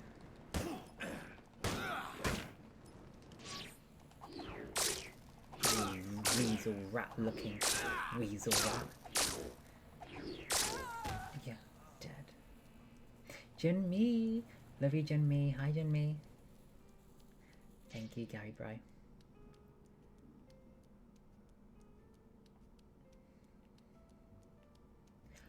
Dawson, what's for dinner? Dawson, can you smell my character's feet?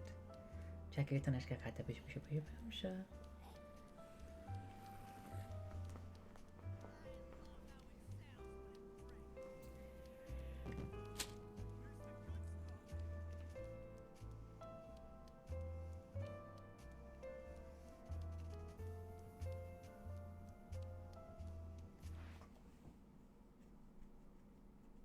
Okay, Dawson, please guide me. So, it's in the maintenance room right under in the tunnels. Okay.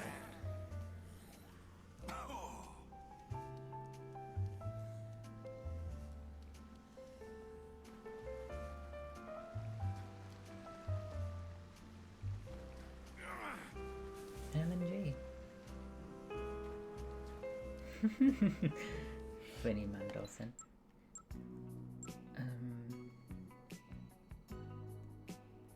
Here, Dawson.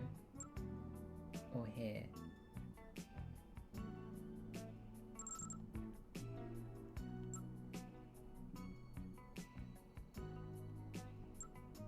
Up. Up or down, Dawson. Up or down. Left tab. Oh.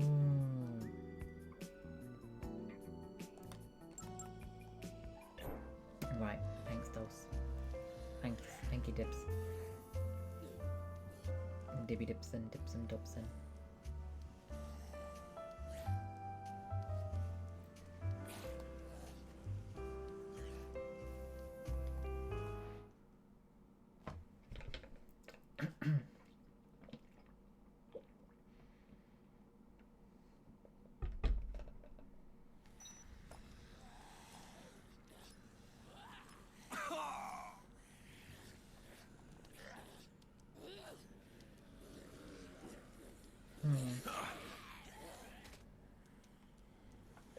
I don't see any cement saws or plates. Dawson lied to us. Let's go back up. I'm just kidding. Dawson. You're at your parents for a 4-day trip. Junmi, nice. Enjoy your time with your parents, Junmi. I hope they're healthy and I hope they're well. I bet they're really happy to see you, Junmi. Where do they live? I know, Dawson. I know. I need to take it to them and they'll combine it. I know. Well, thank you for clarifying.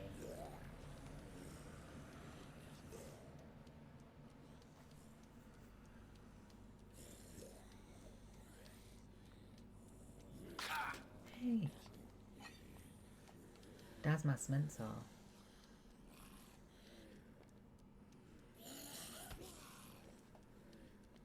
Thank you, Dawson.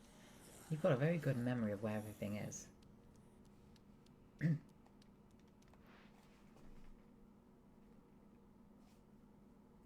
Dawson, when does Tape It or Die Mission 2 start? Maris, have fun. Have a really great time. Enjoy loads of nice food and the company. And I'll see you on Monday. I'll see you back at work on Monday. Have a good weekend. Tschüss. Ich hab dich lieb. Mer.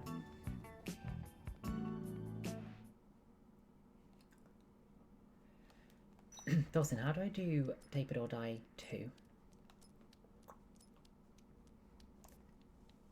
Aside from the wingman and electric ball, most components for combat weapons can be found by maintenance rooms. Thank you.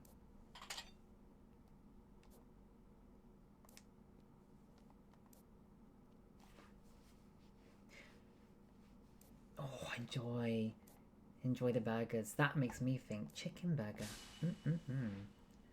My plan is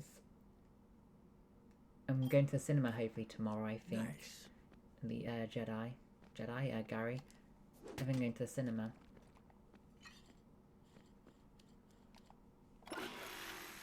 Okay, yeah, that's what I meant, Dawson. Do we have to look out for it, or is it going to be like a mission that talks to you?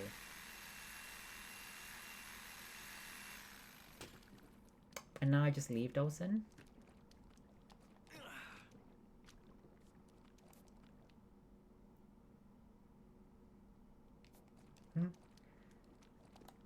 When's the next one, Dawson? And what day? Oh. I can have a look.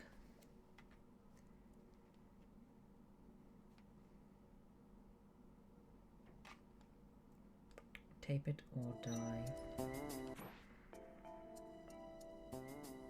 Tape It or Die.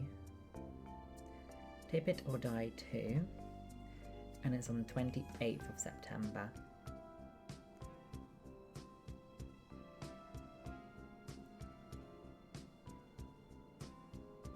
Okay, yeah.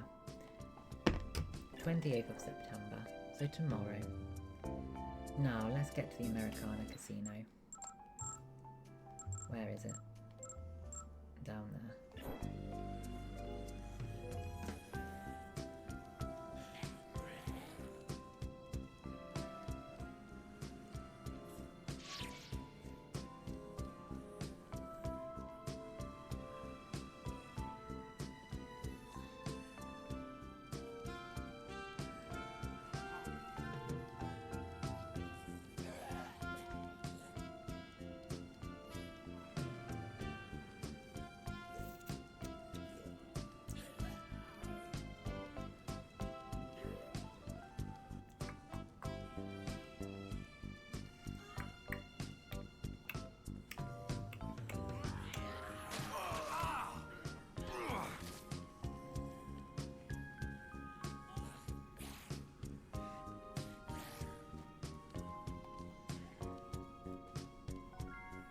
Tape It or Die, more like Made It or Die. Okay, the next clothing is Americana Casino. Right in the center. Cute. Sorry, Mady. Dawson, why does that happen when there's too many players on the map? Some don't spawn. Why?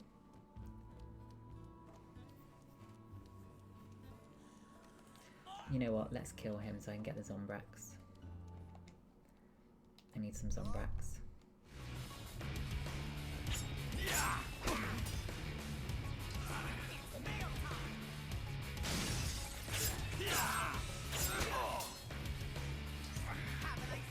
You must be exhausted, Junmi.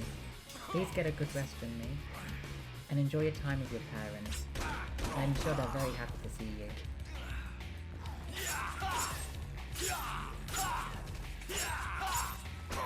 Come on, Carl.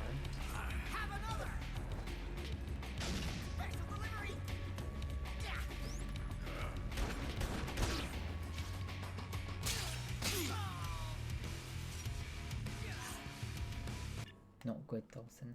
Not good. You're such a matey or die. Damn, you're such a matey or die.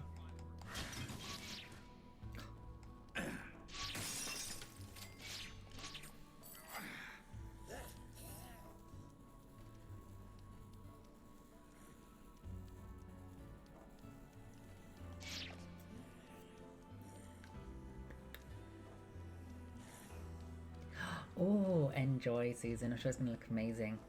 Enjoy. I hope it relaxes you. I think I'll be about an hour more. I really should go downstairs, but I also am working. I'll be about another hour, I think.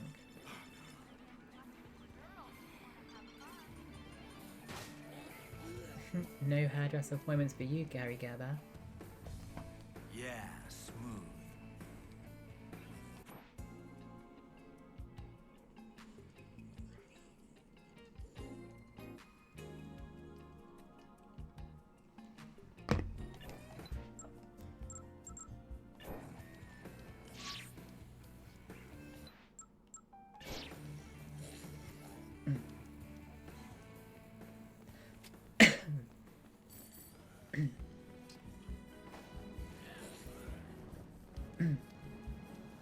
Yeah. Bold is confident.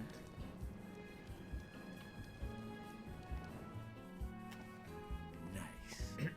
Thank you.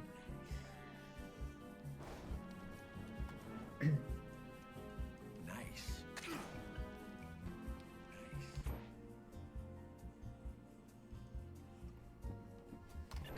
Come on, surely not many more clothes to wear. I need to get the trophy. Not bad.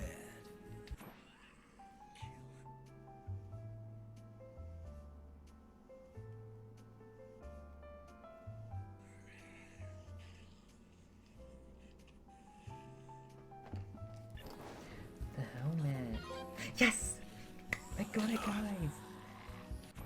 I got it! Yay! Not many more trophies to get now for this game. Right, these three have to be done at the end.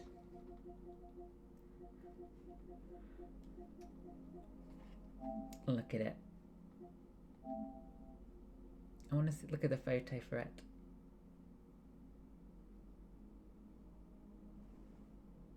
Oh, Dawson, I'm sorry. Dawson, you know when Dawson, there was, I don't know if it was a glitch last night or what, but I was playing this, and I made the Freedom Bear, so the bear with the machine gun, and there was looters, so I placed down the bear to shoot the looters, but then I got hit as I was doing it, and I laid on the floor, and I wasn't getting up, and then all of a sudden, my screen went black, and then I loaded in a bathroom completely naked with my underwear on, and I had never had that before. I'm guessing they robbed me. They looted me and stole my clothes, but I'd never had that before.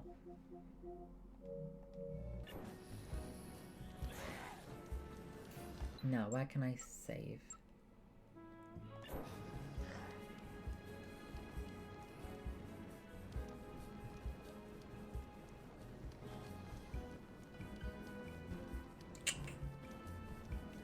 Never had that before.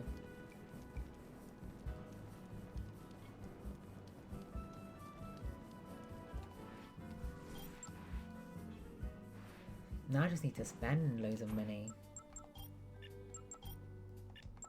I need to spend just under 2 million more. I did get spray painted. Yeah, I did. Yeah, I did. Okay, let's do Dead by Daylight. Who wants to play with me on Dead by Daylight?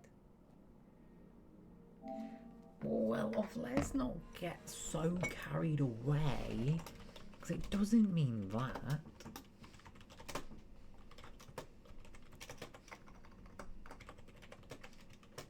Maddie, play with me. Or I could just end and go downstairs. I should probably do that. I should probably get going. Oh yeah. I should probably get going.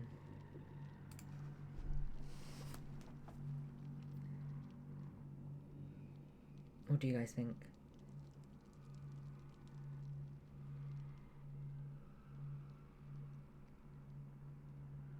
I can stream more on Monday and Tuesday. No off, thank you. Don't want to play with you. Thank you, matey. Dear, ow. Let me just log in and get my reward from this.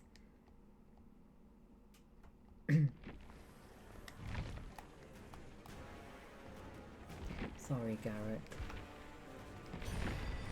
You're gonna miss me, Garrett.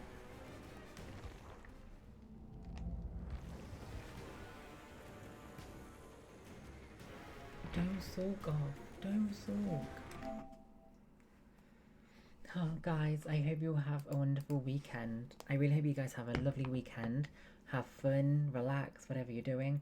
And I'll see you on Monday. And Monday I'll do some more Double Daylight, Garrett, so please be around so we can play some more. That's okay, Taneshka. I'm gonna go anyway and have a nice weekend. Garrett, what kind of question is that? Of course I will. But I'll see you on Monday, right, Garrett, for some more Double Daylight? I'm finishing, yeah. I'm gonna go and enjoy my weekend now. But I'll play on Monday. Bye. Bye, Alicia. Bye, Dawson. Thank you.